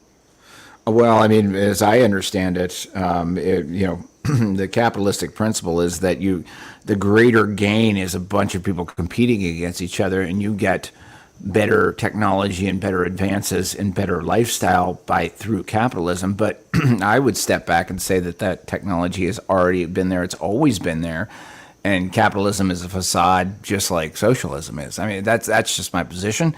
But like, the people on Wall Street would tell you, yeah, competition creates these really great new technologies, whatever. Well, if you you sit back and look at it, there's a group of people protecting technology in this place that we live, and they sprinkle it out when they want to, and they control all of it. And capitalism isn't driving new gains in technology for new discoveries. All the discoveries have already been made. They've already been made. It is, though, and in a weird way, along with the military. So we have capitalistic type of structures, such as here in Silicon Valley. Those are all capitalistic, but what they're doing is they're funding and giving the technology to socialistic. Like the government. Yeah, and that's the big conversation about. There's a ton of conversations in certain circles about this topic, and I think it's really important. I think the military plays into this too. A lot of people, a lot of stories out there in little circles that we all hang out in, talk about people who worked for IBM, or talk about people who work for tech companies, this sort of thing. And the question that always comes up is who, when did they figure out to get the chip smaller? And no, it was just handed to us. It was passed to us from a department above us, which was like part of the compartmentalization thing that I have on the ticker below, which military is attached to compartmentalization. Well, that works the same in business. There was a lot of people who were like, we didn't invent that new chip. It was like, hey, look at this. Someone passed it to us in our department and say, hey, reverse engineer this. I think tech is being fed very slowly into the tech factor that people already know exists. And they're feeding it into these little brain trusts around the country, San Francisco, call it Apple, call it IBM, call it, and it just little new advancements get introduced. Nobody's inventing it there because they can never describe how they did it or what. It was just passed to them, and they're getting so much money. They're not going to sit there and say, yeah, I invented this and this is how I did it. They're not going to do that. They're like, our department got the tech from upstairs. Got the tech from upstairs, and upstairs is really like where power lies. It's like, just feed them this one this time, feed them this time. It's like you think that communicating between computers on screens through perturbating the ether across this place that we live in hasn't been here before. Yes, it has. It was eliminated, and they're sprinkling it back again. I think the military controls some of that trickling into the population. Obviously, the military has weapons that are just beyond our, explanation, and that socialistic structure that builds up the military supports that sort of thing, and it gets fed down the line. And because of compartmentalization, I'm sure. I mean, maybe you could tell us a little bit about compartmentalization, Andrew, because I don't think a lot of people understand that, and that applies also to the conversation about our alleged space program. And people don't understand how compartmentalization could allow the existence of a rocket program that a bunch of people work for, and they take pride in working for it. but you have compartmentalization at the top that keeps people from understanding the rest of it. But the rest of them are getting paid, and they're like, I don't care. It's a rocket. We go to space. We have all this stuff. I mean, how does that apply to the military? Oh, I can actually explain that because I've had this conversation countless times, and this is actually the final note that I have on my list. I skipped over, I think, 2 of them, or went out of order. And me being a current electrician at the time, right now, and a teacher, well, I worked for the Department of Veterans Affairs for I don't know, 4 years, I think is what it was, until they tried to implement me into a credit card scam. But just because I was working as an electrician in the engineering department with a lot of other people, it didn't mean that I knew everything that the doctors and nurses were doing, or the truck drivers, the janitors. Yeah, I don't fucking know. I mean, I can talk to them, but they're not going to tell me. Like, oh yeah, by the way, how many subscriptions did you give today? I'll be like, that's not your business, and that they're not going to come over to my office and ask me the same kind of thing. Sure. So the same thing applies in the military. Sort of like if a helicopter pilot goes over and talks to a fighter pilot, like in an F-18 as an example, they're not going to be tough. I mean, they might share stories and stuff like that, but they're not going to be eligible to tell. They have top secret security clearances. Right. And the same thing applies with a lot of other people in the military.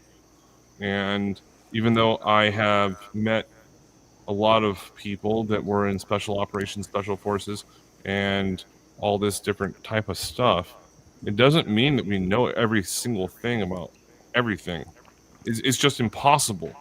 You Right. can ask the commander of the army, who's a civilian.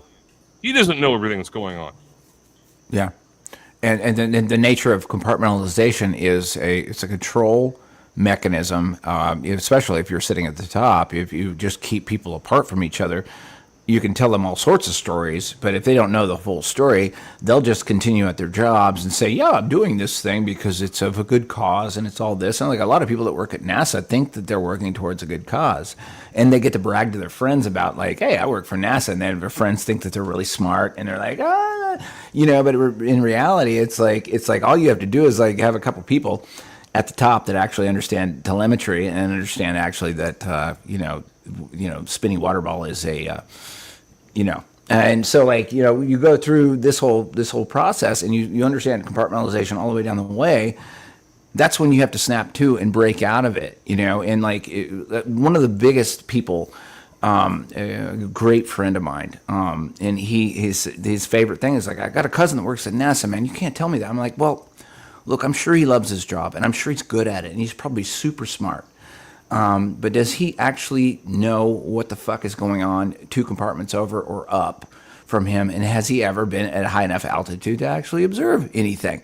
And it's always the same case. Why does that matter? I was like, well, that does matter because the substituting of the actual altitude versus, looking for alleged curvature is it's kind of weird with these people because they're like, their pride is in their job. They're like, I work from NASA. I'm awesome. I'm great. I'm a super smart guy. I get laid all the time. I'm fucking awesome. And I'm like, that's cool, dude. I'm glad you're smart. I'm sure you're good at your job. But like, do you really know what your bosses are telling you or what? That's compartmentalization. And it works in the military. It works in businesses. It works all the way across the board. Anybody that understands it. And that's a top down or vertical, control mechanism. And I don't know. I'm sorry. I ranted on your solo sombrero, Andrew. No, it's all good, man. Yes, when it comes to a lot of people in the military, you have to understand that a lot of military members will fucking lie to you. It's really sad, and I've caught a lot of them doing it. And I'm only saying that because of my military experience, and I worked at the VA, and don't trust every single person that I'm a veteran, combat veteran, and therefore I deserve benefits. Like, fuck you. No. So, yeah, it's word of mouth kind of situations, but at the same time, If someone is told, like myself, hey, Petty Officer Baker, you need to go out with your squad and your fire team and to do this certain type of reconnaissance mission in this area because we're trying to build a new base out there. You're going to be with like SEAL Team 4 is going to be with you, but you're not going to see them, kind of situation. But then I come back and I tell the story about what I did. It's like it's my word versus their word at that point. It's like, oh no, you never did that, Andrew. Like, prove it. So there's a lot of nonsense that happens on the internet nowadays, and I don't like how a lot of people that claim that they were in the military, and some of them never were to begin with, and then they try to say, oh, I have a combat action medal. I'm like, okay, what color is it? And they can't even fucking tell me. I have three of them. Can't anyone say anything they want on the internet, and like people would believe it for a hot minute, right? I mean, it's like, you know, you could in these days you could AI pictures of like, here's all my medals. It's like, they could lie, you know, but you get a sense of like, at least from a humanist standpoint, like you get a sense when people have actually served versus people that haven't. And people have actually been out in the field and people that haven't. And it's just like we're having a good time. There's like I can spot AI not only in video but like also in songs now. It's very dry and very bad. You know, it's like, you know, so the humanist movement is going to kick back against this. If you get enough of if you can turn your mind on enough and realize that the people just lie on the internet, you know, and like I think like, you know, especially, you know, our crew and like a lot of people out there, we're kind of honed into that. And you having experience out there in the desert and in really bad situations, your discernment is very sharp.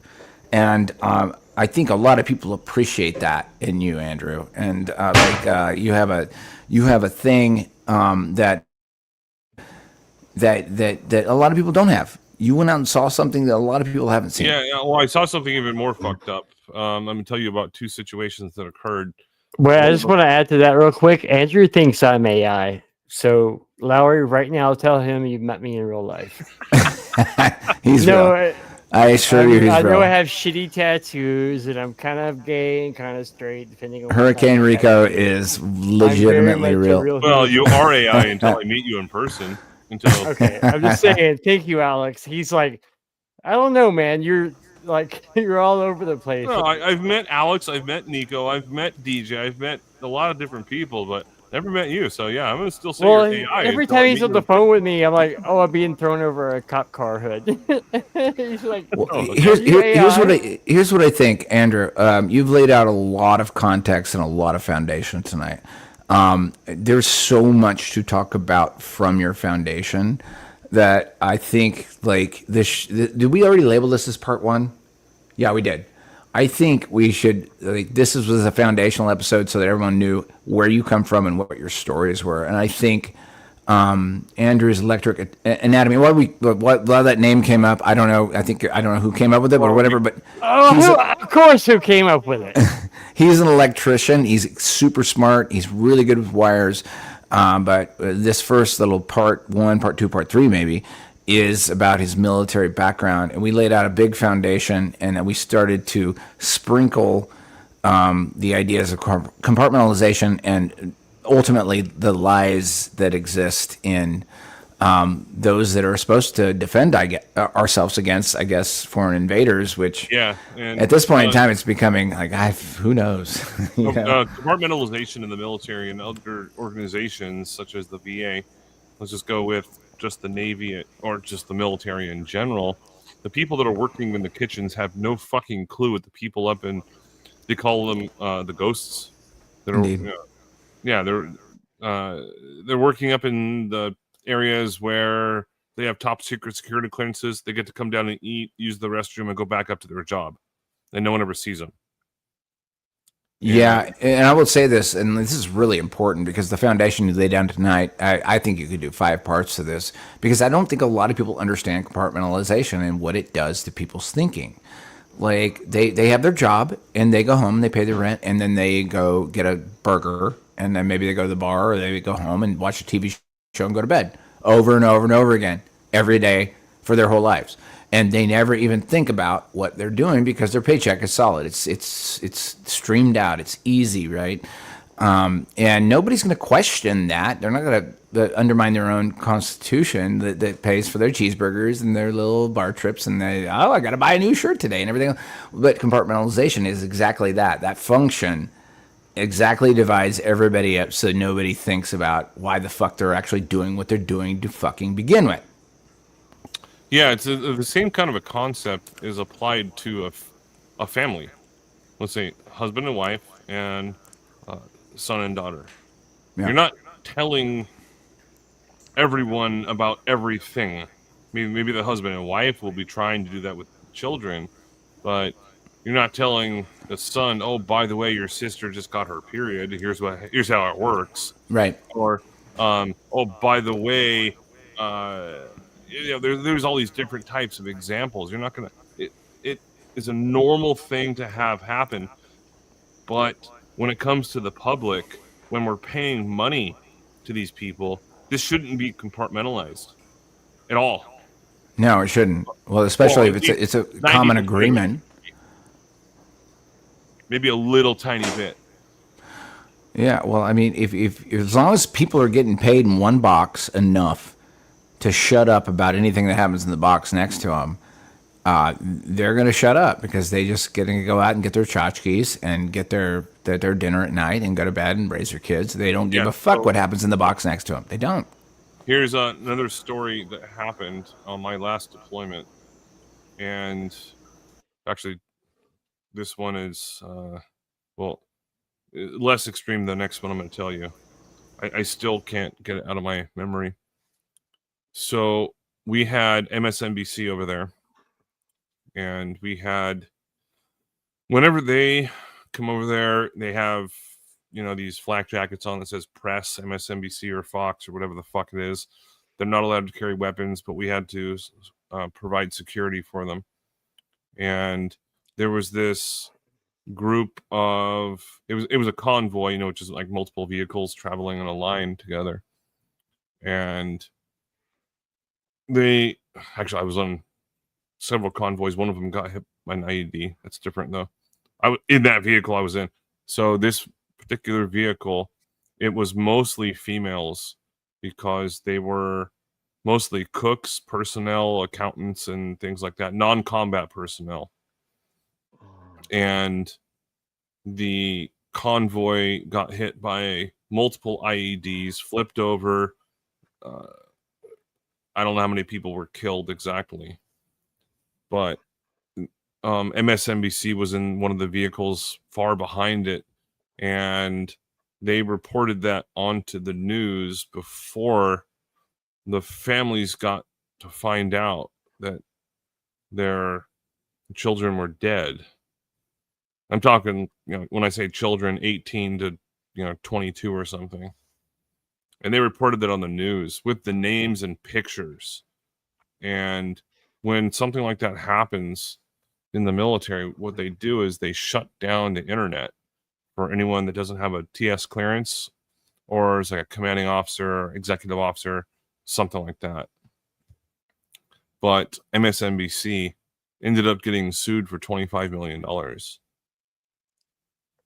because they reported that their daughters had actually died and their daughters didn't die, but their daughters didn't have the ability to call their parents and tell them, "Hey, I'm still alive." So that's one reason I don't fucking trust the news. I don't care what news network it is. One of how many reasons at this point? I mean, come on, like the news is Well, I mean, I'm just telling word. you that I'm spilling the beans tonight, man. Oh, go for it, man. Yeah. This So is your that this is your show, and it's went so well. I just hate your first show is so dark, man. Oh, I'm not trying to make it dark. I'm trying to make it fun. Tears in my eyes earlier. Okay. Well, I'm hypersensitive for a dude, though. Okay. No, I could see you wearing it too. All right. Tell you what. Let me go back to a funny story in boot camp. there was this guy, this little ginger guy in boot camp. I don't even know what his name was, but everyone just called him Red. And Petty Officer Quintana. You know, like I said, he's like a 6'4" fucking like boxer. Fucking, I wouldn't fight him. You know, big old black dude. And actually, I might fight him.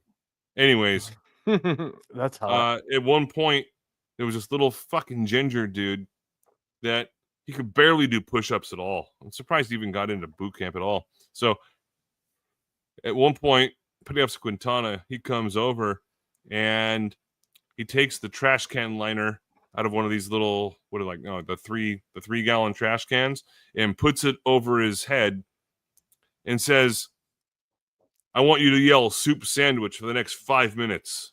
Because that's what he nicknamed him, Soup Sandwich. And he had to just stand there and say it loud. He's like, if you stop saying that, you're in big trouble. Or whatever it was. Granted, you know, this was 25 years ago. So there was that. I mean, have you ever seen someone with a trash can over the head that couldn't have a choice? No, but I've heard soup sandwich before. Like, I've heard the term DJ, earmuffs. DJ, if you're still here, earmuffs. You're as fucked up as a soup sandwich, or you're as fucked up as a football bat. All right, you can take your earmuffs off, DJ. So, I don't want to hog it too much. I think other people might maybe for the next 15 minutes or so. Anyone that has any military stories, because I got a song to play us out. I got permission from the copyright to play it too, and you'll love it. So okay, just let me know when to go. I don't know. Are you still there, Larry? Alex? Caw. Caw. Caw. Caw. That's like episode 1 through 3. Whoa. Okay, so I don't know. There might be other people. I do apologize. I have not been looking in the chat for everyone that's been talking. You can. Well, I wasn't saying it was bad that I could see you wearing it. Man, it makes me feel like really guilty to. I don't claim PTSD, but I've been labeled it. And like, I haven't seen active military action, so it makes me feel like a wiener to claim it. Yeah, well, the first time that you shoot and kill someone on purpose, and the first time you see someone get blown in half, it changes your life. No, I'm sure. That's why I'm saying, like, I would never own PTSD. I've been labeled that. I do not own it. Yeah, so what do you think? I think I'm kind of just like weak. I'm too sensitive for a dude. So maybe like the next 15 minutes or so, and then shut it down for people that want to. But because we started late. You know what? And let me throw that link out there. If anyone wants to call in and kind of just add to it, or just anyone moved by it, call in. Yeah, you can ask all me our any views question you come want, later. or tell your own military story as well. Hopefully, I wasn't thorough enough. This would take me about another 5 hours to actually get through. Well, it's just your first episode, but all our views come later. Well, like, my next one is going to be about electricity. The soul you have is electricity. You can't avoid that. I just saw Nico.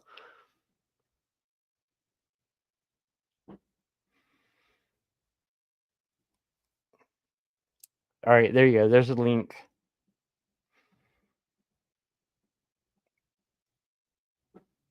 Should I play that song to build up some people to come live, or do you want to keep talking? Or Alex, you want to come back on?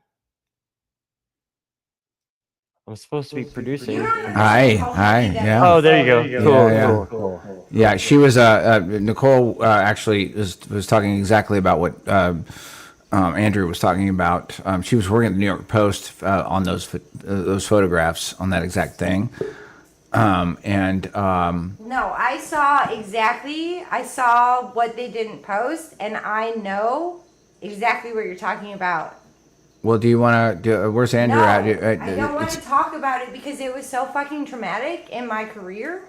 Yeah. that it is Wow. Andrew, it's your solo. Do you want to have Nico come on and talk about that thing that I don't the want very to thing you talk were about talking about? it. She Okay. didn't want She to does- talk about I it. mean, She doesn't want to talk about it. if she doesn't want to, then that's no problem. Yeah, but you can if No. you I can know if you you want. I'm Okay, confused. all right, hold on. I was working for the New York Post. I saw all of the photos that were not posted and were not published. I know exactly what you're talking about. That story almost took down the New York Post. It was terrible. The families who found out about the service members who died before the service members' families found out was incredibly traumatic for me as a military kid, as well as everyone. The New York Post, the New York Times, all of the journalism, they fucked up. It's propaganda. No, it's not propaganda. That was not propaganda. They did that on purpose. Yeah, well, that's propaganda. No, you don't. No, no, they didn't. It's not propaganda when they do it on purpose. Do you, Andrew? It's your solo sombrero. sorry, Do you want but, to talk like, about it, or do you want that- to move along? Or That story, I was Andrew, just bringing it up because of that situation that Nico has confirmed. It's not the first or last time that's ever going to happen. I'm getting feedback. you're Yeah, hold exactly on. correct. And also, when I was working, get on. If you're going to talk about it, get on and talk about it. okay, when I was working for the New York Post, they have this, it's called Merlin. So all of the photojournalists, they have this sort of like an intranet for photojournalism. So you can go on Getty, you can go on like all those like photo like It's okay, Papa. like places. But there's an internal one, and it's called Merlin. It's like an intranet for photojournalism. So I had access to the New York Times front page, to the New York Post front page, to the any journalism front page. But I also had access to all of the photos that they did not post. And the photos that they did not post in Iraq and Afghanistan back in those times appalled me. It was terrifying. The story that you were talking about the service members whose parents and family members found out without them knocking on the door is a breach in the whole entire military like code. Yeah, and I wasn't saying that. I may have misconstrued what happened, and it was a major topic that we. It was a huge topic. Yeah, where they were reporting that, let's just say me, Andrew Baker, was on this convoy, and there was an IED, which is an improvised explosive device. And then all of a sudden they report that on the news with my picture, my rank, and all that kind of stuff. Before your family members found out about No, that. but I was still alive. Trying to mute Okay, this. see, like that's wrong. And I think maybe when I'm you gonna mute. I'm served, sorry, guys. My dog. I'm sorry. We do have two other, Carl and Fathead.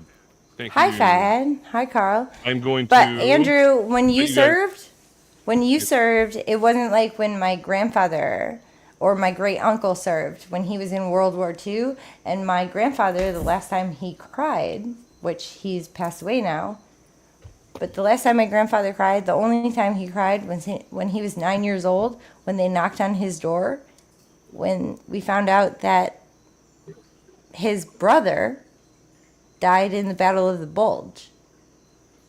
Oh, wow. They knocked on the door when my great aunt Marion was writing a letter to Uncle Norman, which I have the letter still. I would love to and- hear about that a lot more, but we do have two other guests that are joining in for just a short little bit because I don't think We got Carl and Fathead. Yes. Okay. Anyway, And Nicole, yes, just to sum I- this up, but the story that you were talking about, that was a huge thing, and it crossed and it breached the lines of journalism and military, and that pissed me off. And I was working for the New York Post at that time. Oh, it's yeah.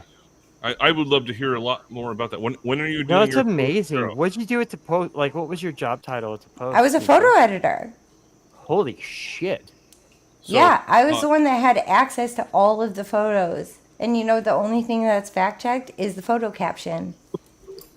all right. In the meantime, Stop it, Pop. okay, I will go in the background because I know that Carl and Fathead do definitely want to come in, and that's why I Oh was. my god!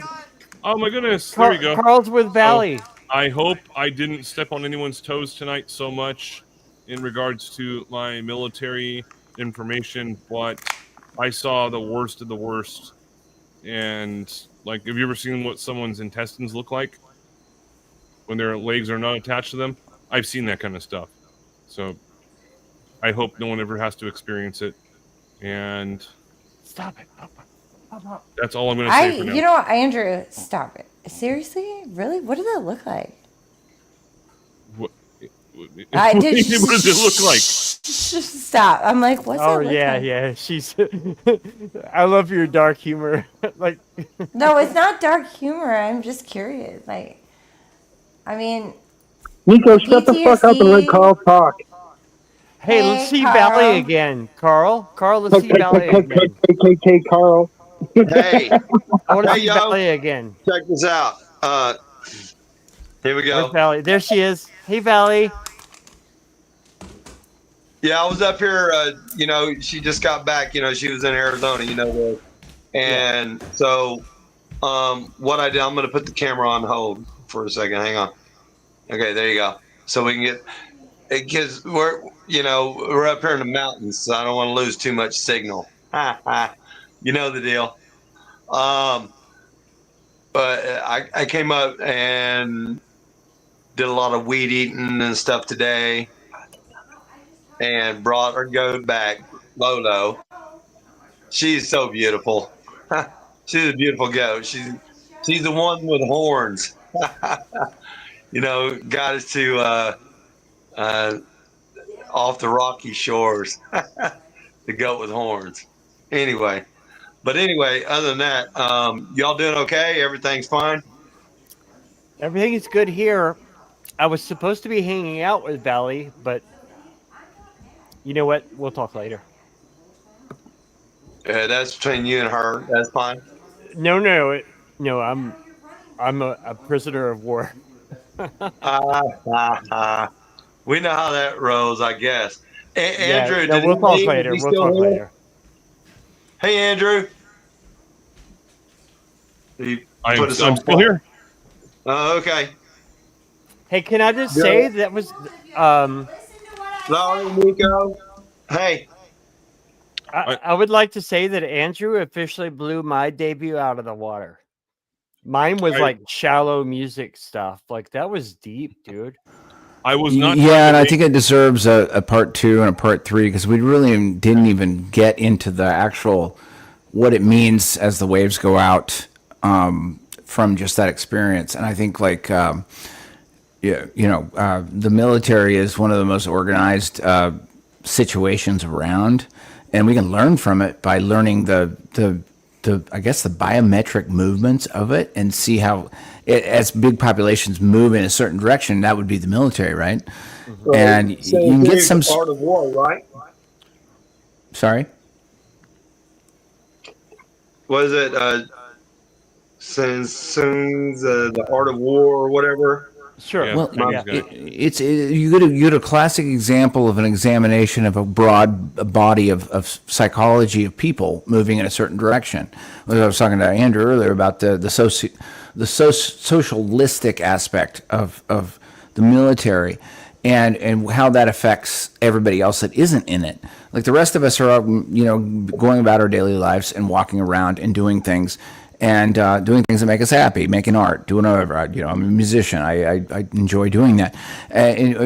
But against a body politic of, say, the military, what you end up with is you've got a solid indoctrination mass that's moving in a certain direction that doesn't know how to think outside of a control structure, aka compartmentalization. Okay, I need to add on to that, because when I was in boot camp, I learned a lot about human sociology without even knowing I was learning it. And that is because there's a whole bunch of people that were, me born and raised in California. And then Man, we all been played, Andrew, Lowry, Rico. Yeah. We've all been played, man. And people are waking up, regardless of the situation. I'm watching it every day. And that's what I wanted to have Andrew's base foundation to his experience, and I think this deserves 5 more parts, because we can now start to talk about how that affects a body politic of group of people that actually think for themselves versus people that have been indoctrinated into following orders. So you've got these two giant blocks of people that they don't care as long as they paid their rent and they get their tchotchkes and whatever, and they show up and they sign some checks or they do whatever they do. Then there's a bunch of people, out here like us who are openly having conversations about. All right, so here's my question to everyone. Yeah. Because I met everyone here, except for Rico, who's AI. I met everyone. I promise you, I'm very real. Neither. You should have been there. Oh, no, Carl. No, you were one of the first people I met. We were over in the TGI Fridays in Vegas. All right, I'm not AI, dude. I'm not cool enough for AI. The first time I seen you, man, was up there at, no, it wasn't there. It was right outside the doors of the conference. Remember, I got a picture of that. Oh, was it? Timestamps and everything, bro. Oh, okay. I forget exactly where it was. I mean, I took a lot of magic chocolates that. Hey, don't lose your train of thought, Andrew. Go ahead. What's your when it comes to meeting a whole bunch of different people in regards, what is that noise? Calling you? Somebody's calling Valley. I'm sorry. All right, mute. Yeah, but go ahead, Andrew. Go ahead. When it comes to meeting a whole bunch of different people in regards to different types of subject material, if you go to Flatoberfest or Esoterica, which is coming up here pretty soon, that might be a nice little outro video to show. Well, if you are going to be going to an event like that, then you have to expect to not know very many people at all. And I've done that before in many situations. And that is what boot camp is. I didn't know a fucking single person. I was on my own. My head was already shaved. And I was in pristine physical condition. Boot camp was easy for me. But then I met people from different countries even. So that is a very interesting thing what do they call that? Culture shock. Everybody was in culture shock, but you had to learn how to get along. And then we had all of the same rules we had to abide by.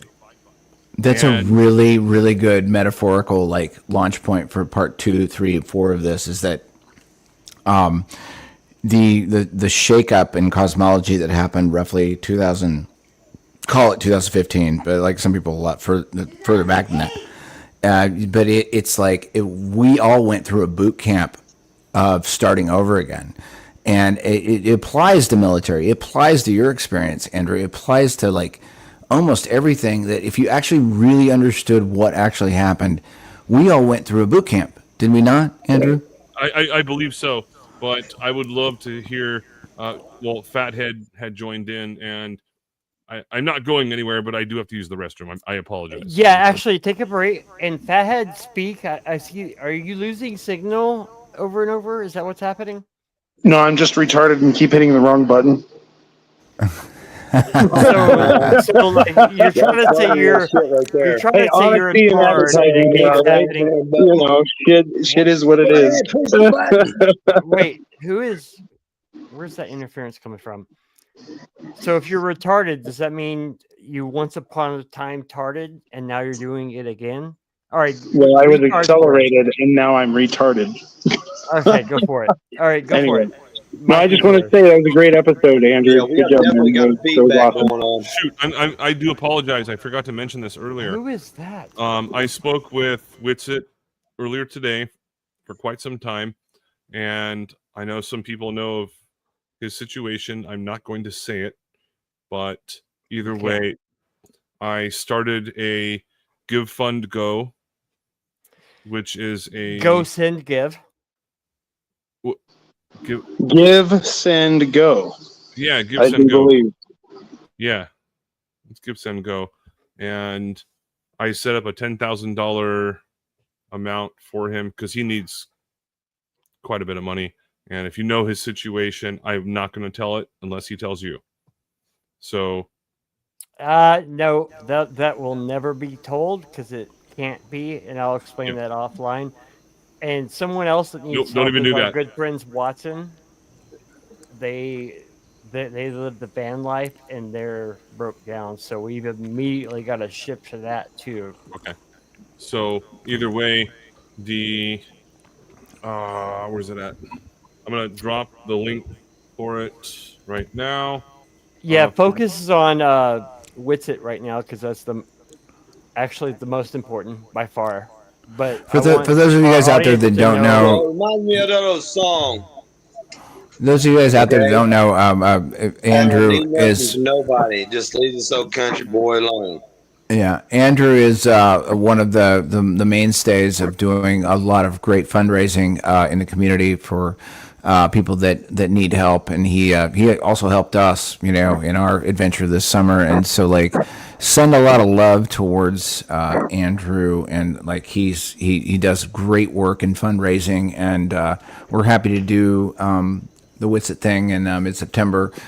And if nothing else, is just for me to give back. Andrew, you do really great work. And I also wanted to say, thank you for telling that story because you set up a great base, and I think we can do.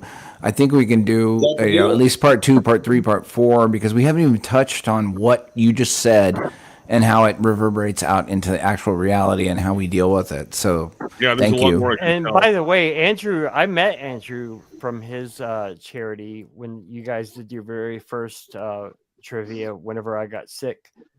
So that's how I got to know him. So I love that we get to carry it on our platform. That's very much an honor to me. I do what I can.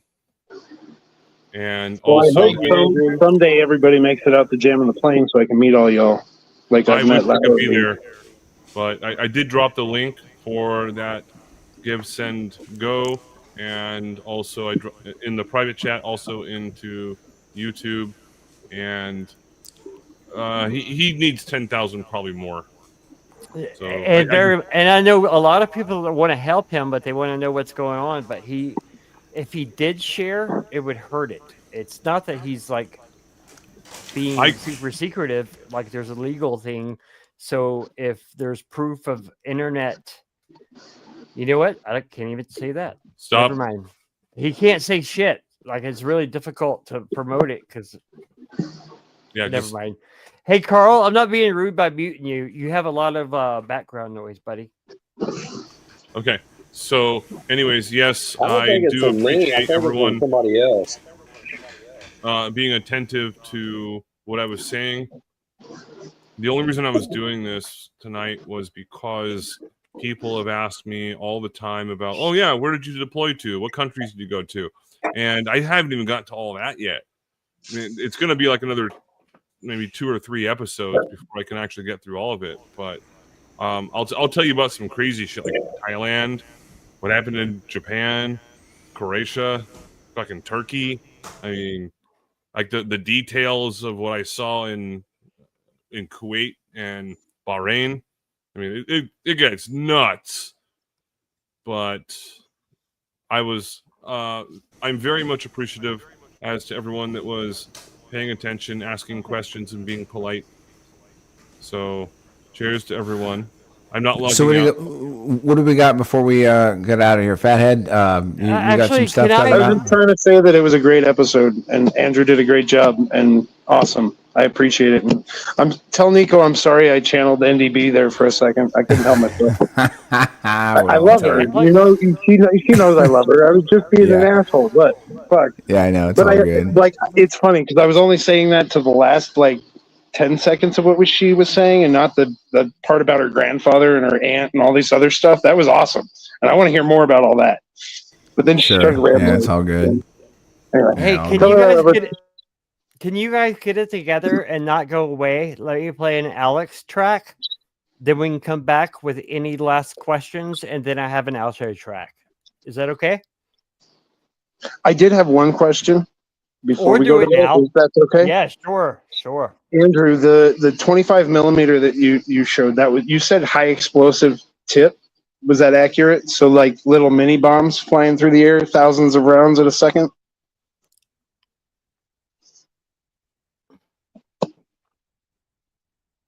I think that was a question for Andrew.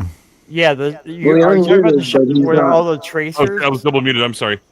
Stop it, pop Um, pop. So what I was told was that those are, Good deal. yeah, they're not every single round. I guess it's a certain amount of them that have, yeah, they have high explosive tips on the end of them, but it's not every single round. Still, hundreds of mini bombs flying at you per second is terrifying. Yeah, that'll cut a fucking tank or a ship in half. That's horrifying. It can only shoot so many times because the barrels will heat up. That's where it has Well, to, yeah, you probably have to change out barrels or something. yeah. So Liquid cool that shit. No, but So, that was cool. Anyway, great episode. I don't want to take up too much time. I love you guys.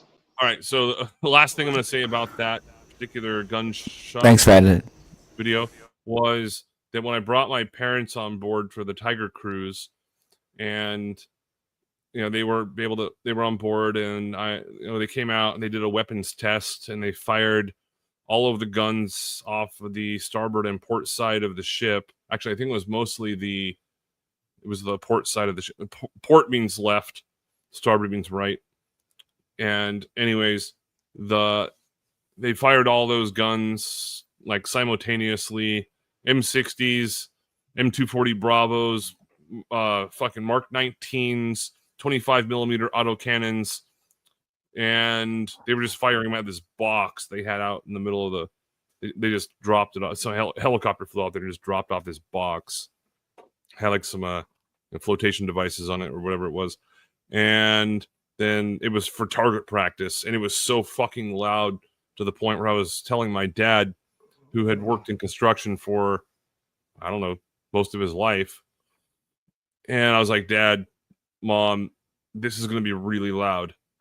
He's like, oh, I'll deal with it. He already had hearing loss and tinnitus and all that kind of stuff. But I was like, okay, whatever. And then all of a sudden, the captain got on it's called the 1MC, which is the main microphone that everyone on the ship can hear. And they fired the Sea Whiz off of the back of the ship, the aft of the ship.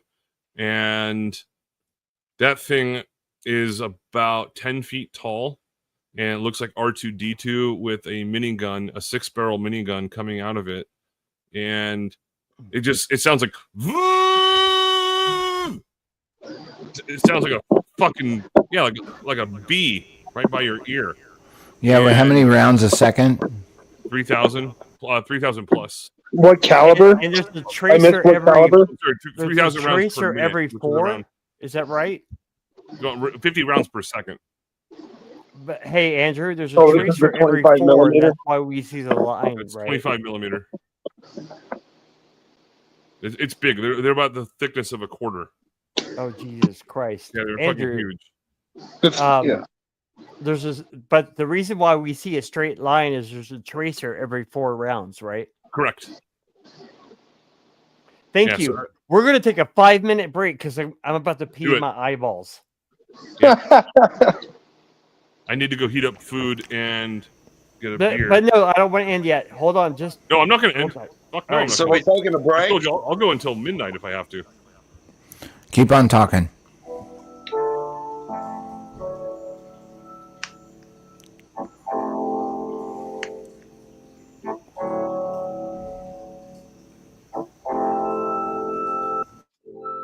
Streets lead to tunnels. Tunnels lead to New Jersey. New Jersey leads to the States. States lead to the ocean. But I'm standing in a field. And those diesel trucks, they steal the whole road.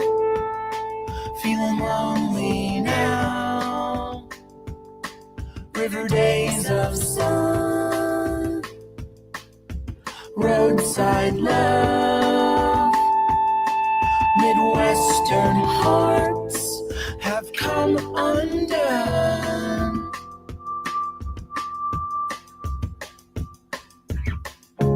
Put that away, don't you know? You gotta grow up sometime. You gotta grow up sometime. But you can leave it out.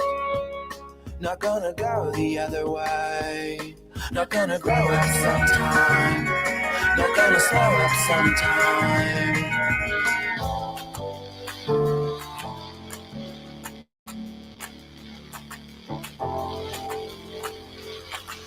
I'm sorry, I couldn't make it to Carolina. I'm not guilty of what you think I am. I got a head full of pearl and a shoe full of sand and a mind full of you.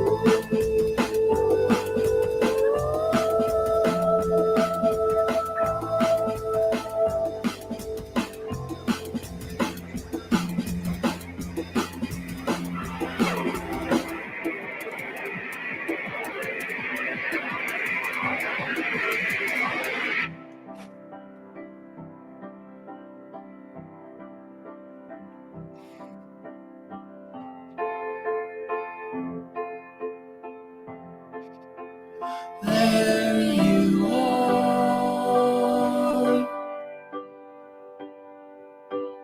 in the sun,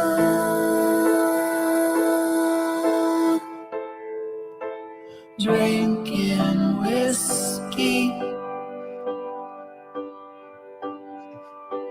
having fun.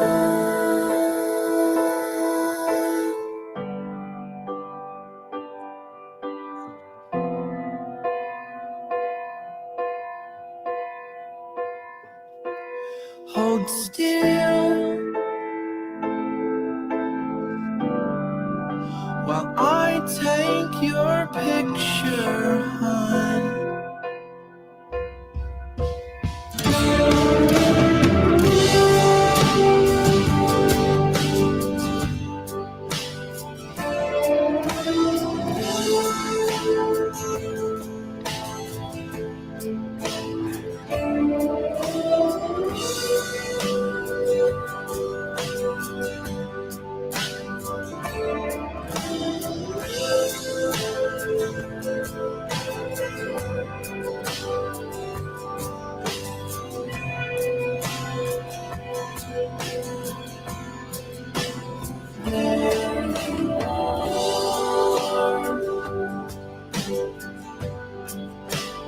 In the sun,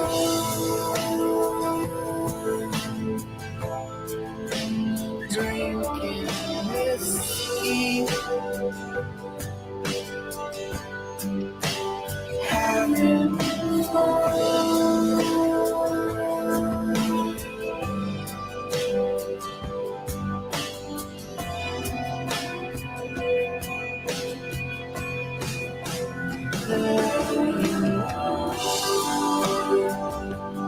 How rad is it she went on to be on Walking Dead? Wait, is my audio on? Call.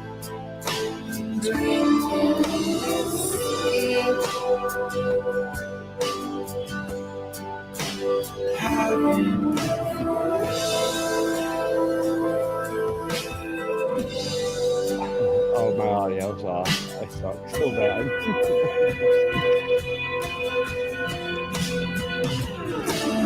My name's Lowry. I play guitar. I can drink coffee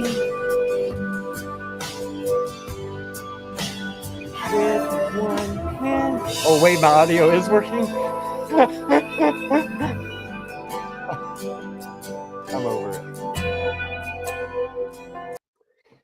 All right, welcome back, guys. Let's see. Let's add everyone to the stage.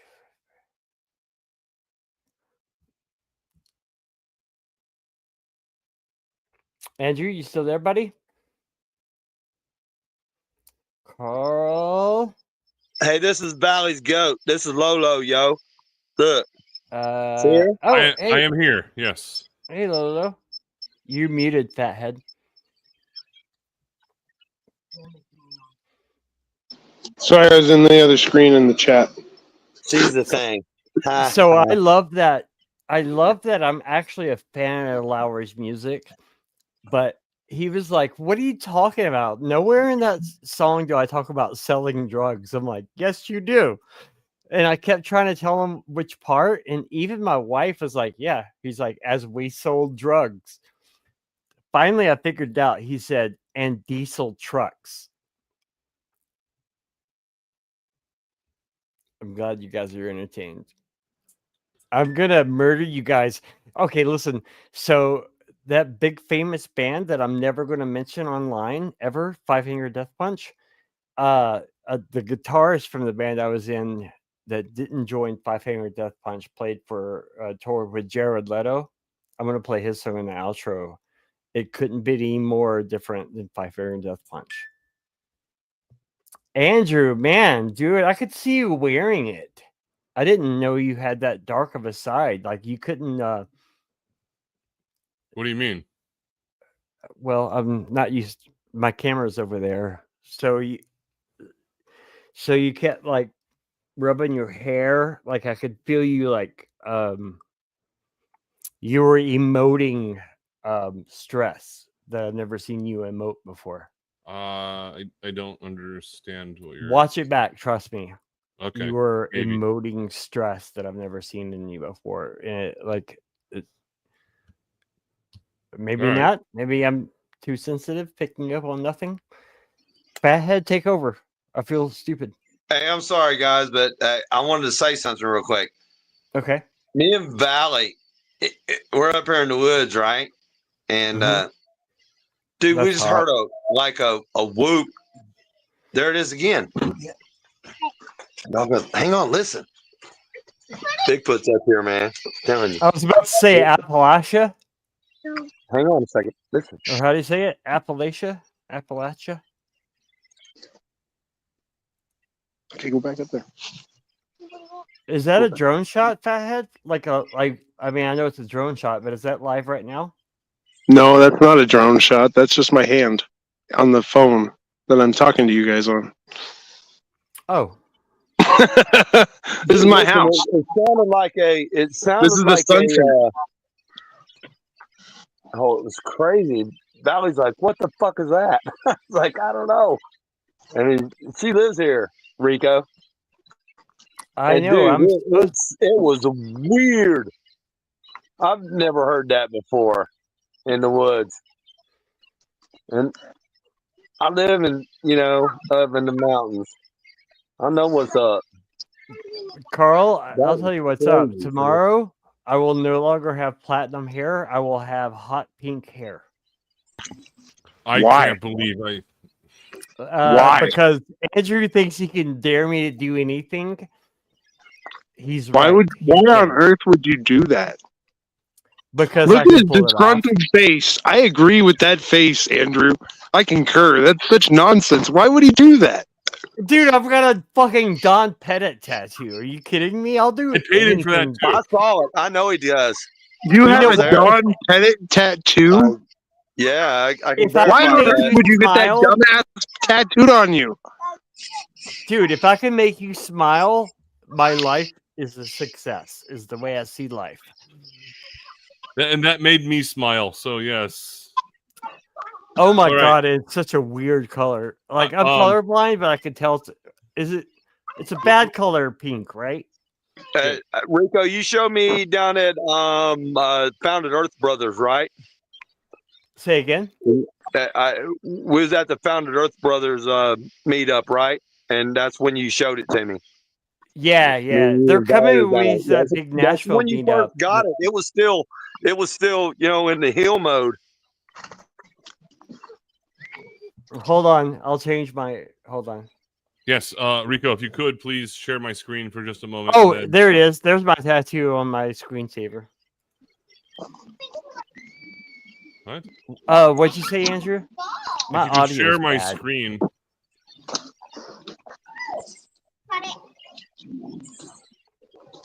Do the ball. Do the ball dress dance. Do the ball dress dance. Daddy dance, dance, dance. Can I mute whoever that is just long enough for you to announce what's going on with it? Okay, so I'm not trying to be rude. I don't know who it is though. I don't know either. But anyways, this is the thumbnail that he created when I spoke with him earlier, and I did ask you for some of those pictures that you thought might be good, but I would prefer to ask him for what he would prefer.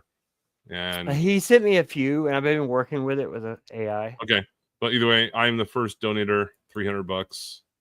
I created it, and our good friend Austin Whitsitt has encountered a situation that is requiring him to move from his current residence to another state. Moving is expensive, and we need to help him as much as possible. 100% of donations will go to Austin. Any amount that anyone can afford will be greatly appreciated. God And bless. his daughters have to be in a I just not go into that. shit. You know what? I can't say shit, can I? No, you cannot. Okay, I can say this though. What the internet's putting out there is not what you think. It's not. It's just not true. Yeah, it's not even close. And I can't say that either. Shit. But either way, yes, Whitsitt is going. He's helping me with a similar situation. Yeah, well, so Not Whitsitt is, all guys are the bad guys, and no, he's not a bad guy. And if he was a bad guy, I wouldn't be doing what I'm doing right now. no, he's not a. I would have his corner any day. So, anyways, yeah, that trivia, which is going to be the final round of the music trivia. It's going to be the third one we're doing. But this time they have their female counterparts. Crumb has Uh-huh. Emily, and Lowry has Nico. And I already asked him if you and him would help be a referee on some of the questions. What do you think about that idea? It's not an idea. I already have the questions written with the rules. No, what's it say about me and him doing Oh, that? he's down with it. Oh yeah, he's cool with it. But it's going to be them requiring to have like Crumb and Alex to have their guitars ready to play a song. No, I like that idea. It's like a And whoever you think, well, they have to get the song right.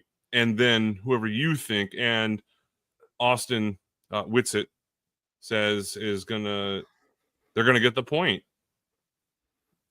I can go ahead and tell you that Crumb's going to have like Lowry's an excellent guitarist. This is not a slight on him, but I was going through a little bout. Speaking of things most people don't know that males go through, I had a bout of bulimia like a few years ago, and I had this song I wanted to play at a karaoke, and Crumb knew it. He knew the song. He played it. Yeah, he's pretty good. He plays 11 instruments.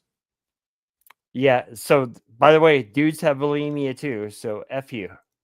It happens. I don't know what that means. I'm confused. Anyways, that's all I have. It doesn't matter what we weigh. We just like to control something when life spins out. But Fathead and FE Nation, what you guys got going on? Hey, I know y'all are fixing to get up out of here and stuff like that. So I've got going on is Miss Valley Parks needs a address, if that's okay with everybody. We all love Valley. She's hanging in tight, just like Dick's Hat Band, Yeah, Wait, you said she needs a dress? needs to No, address. she's gonna make an address. Yeah, go for Oh. it, Valley. Is that okay with y'all? Absolutely. Yes. Of course. Okay. Okay. Good. I Go just for it, Valley. wanted to make sure. Okay. Well, hang on a second. I've Turn got the to camera on switch. though, so we can see her. I know I got to switch around things. Let me hang Not on. right now, pup. A couple. Hang on one Not right second. now. Okay. My dog. All right. So, can y'all see me, right?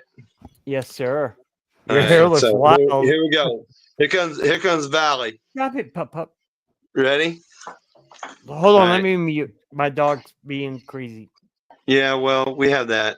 No, I'm gonna mute. Hold on. Believe me, I know about puppies. Oh my gosh, I got a bunch of them just. Oh no, this is not a Can't puppy. be This had. dog is Oh taller my than gosh, this dog it's is like taller than me. Hey, this Right. might be a compliment, but Carl, you're looking a little bit like what's his name in Back to the Future? Fucking who? oh, the You doc. back that away. What's his name? Doc? Yeah, Doc. Yeah, you're looking Christopher Lloyd. Christopher Lloyd. You're looking No, a I little don't bit think like so. him right now. I don't think so. I mean, I'm not trying to insult you or anything. I'm just saying that's No, that's all good. No, Christopher Lloyd. He didn't have a beard though. Right? Oh, that's true. Anyway, I'm just looking at the side scales Valley's of your hair. fixing it. Man, anywhere from back in the day from was it on the Luke and Duke the hazards. But anyway, yeah, there's a lot of things. Anyway, Valley's coming up. Y'all ready? Here we go. Ready as ever. Go ahead, Valley. Just talk from there. So we were talking about guns and boats. I learned to shoot when I was 5. My dad put the .22 rifle over the edge of the rail on the stern of the boat, and he would throw milk cartons in the water and circle the boat around. So that's how I learned to shoot.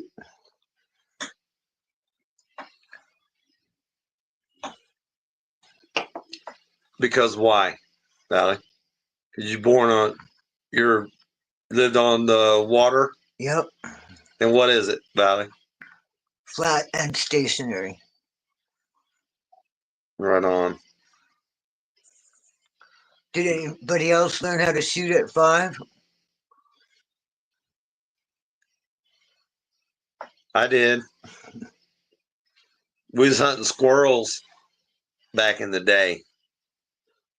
That's the way it was. Learn how to take care of your own, right? You gotta learn how to handle a weapon. All right, well, that's it. Are you sure, Valley? I'm sure. Well, you tell everybody you love them. Much love, flat and stationary. Hey Valerie, I want you to know how much I love you, and I I love you too, appreciate Miguel. you. But someone told me I couldn't do what we talked about. Political prisoner. Well, I'll have to come and free you. Hey, y'all ask her some questions. She'll keep talking. I'm kind of not kidding. All right, I'm gonna play an outro song. I love you guys so much. Much love, y'all. Lowry, Nico, Andrew. Catch you later. All right, love you guys. But anyway, she's out. What happened?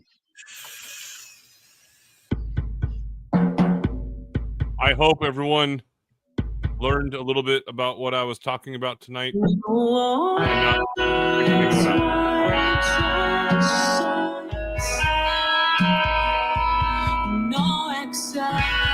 It's called Kill It and Grill It.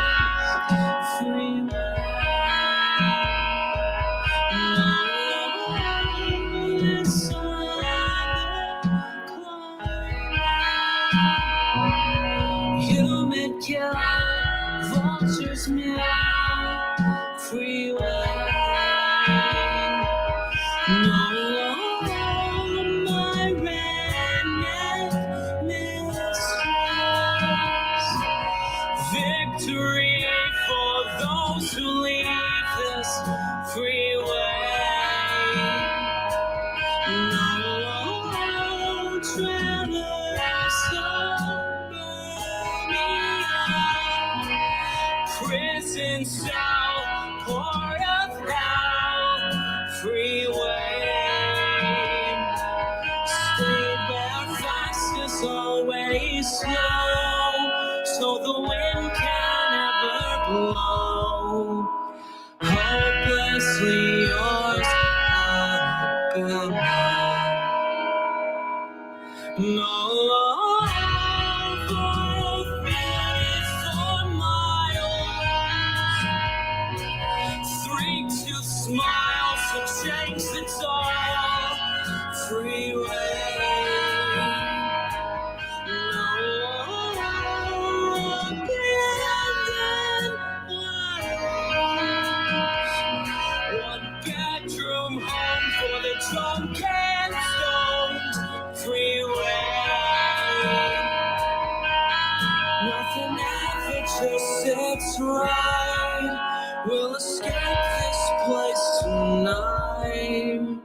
Hopelessly yours, Alabama.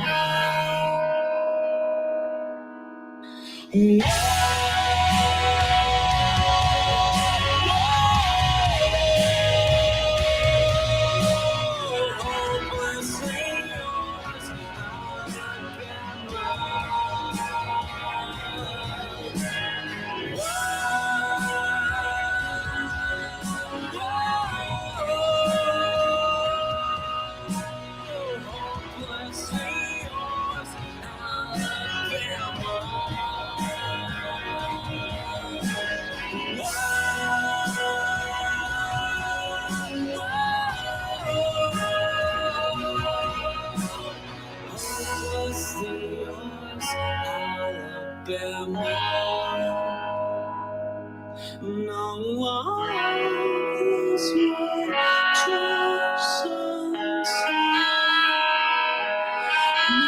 except all this freeway.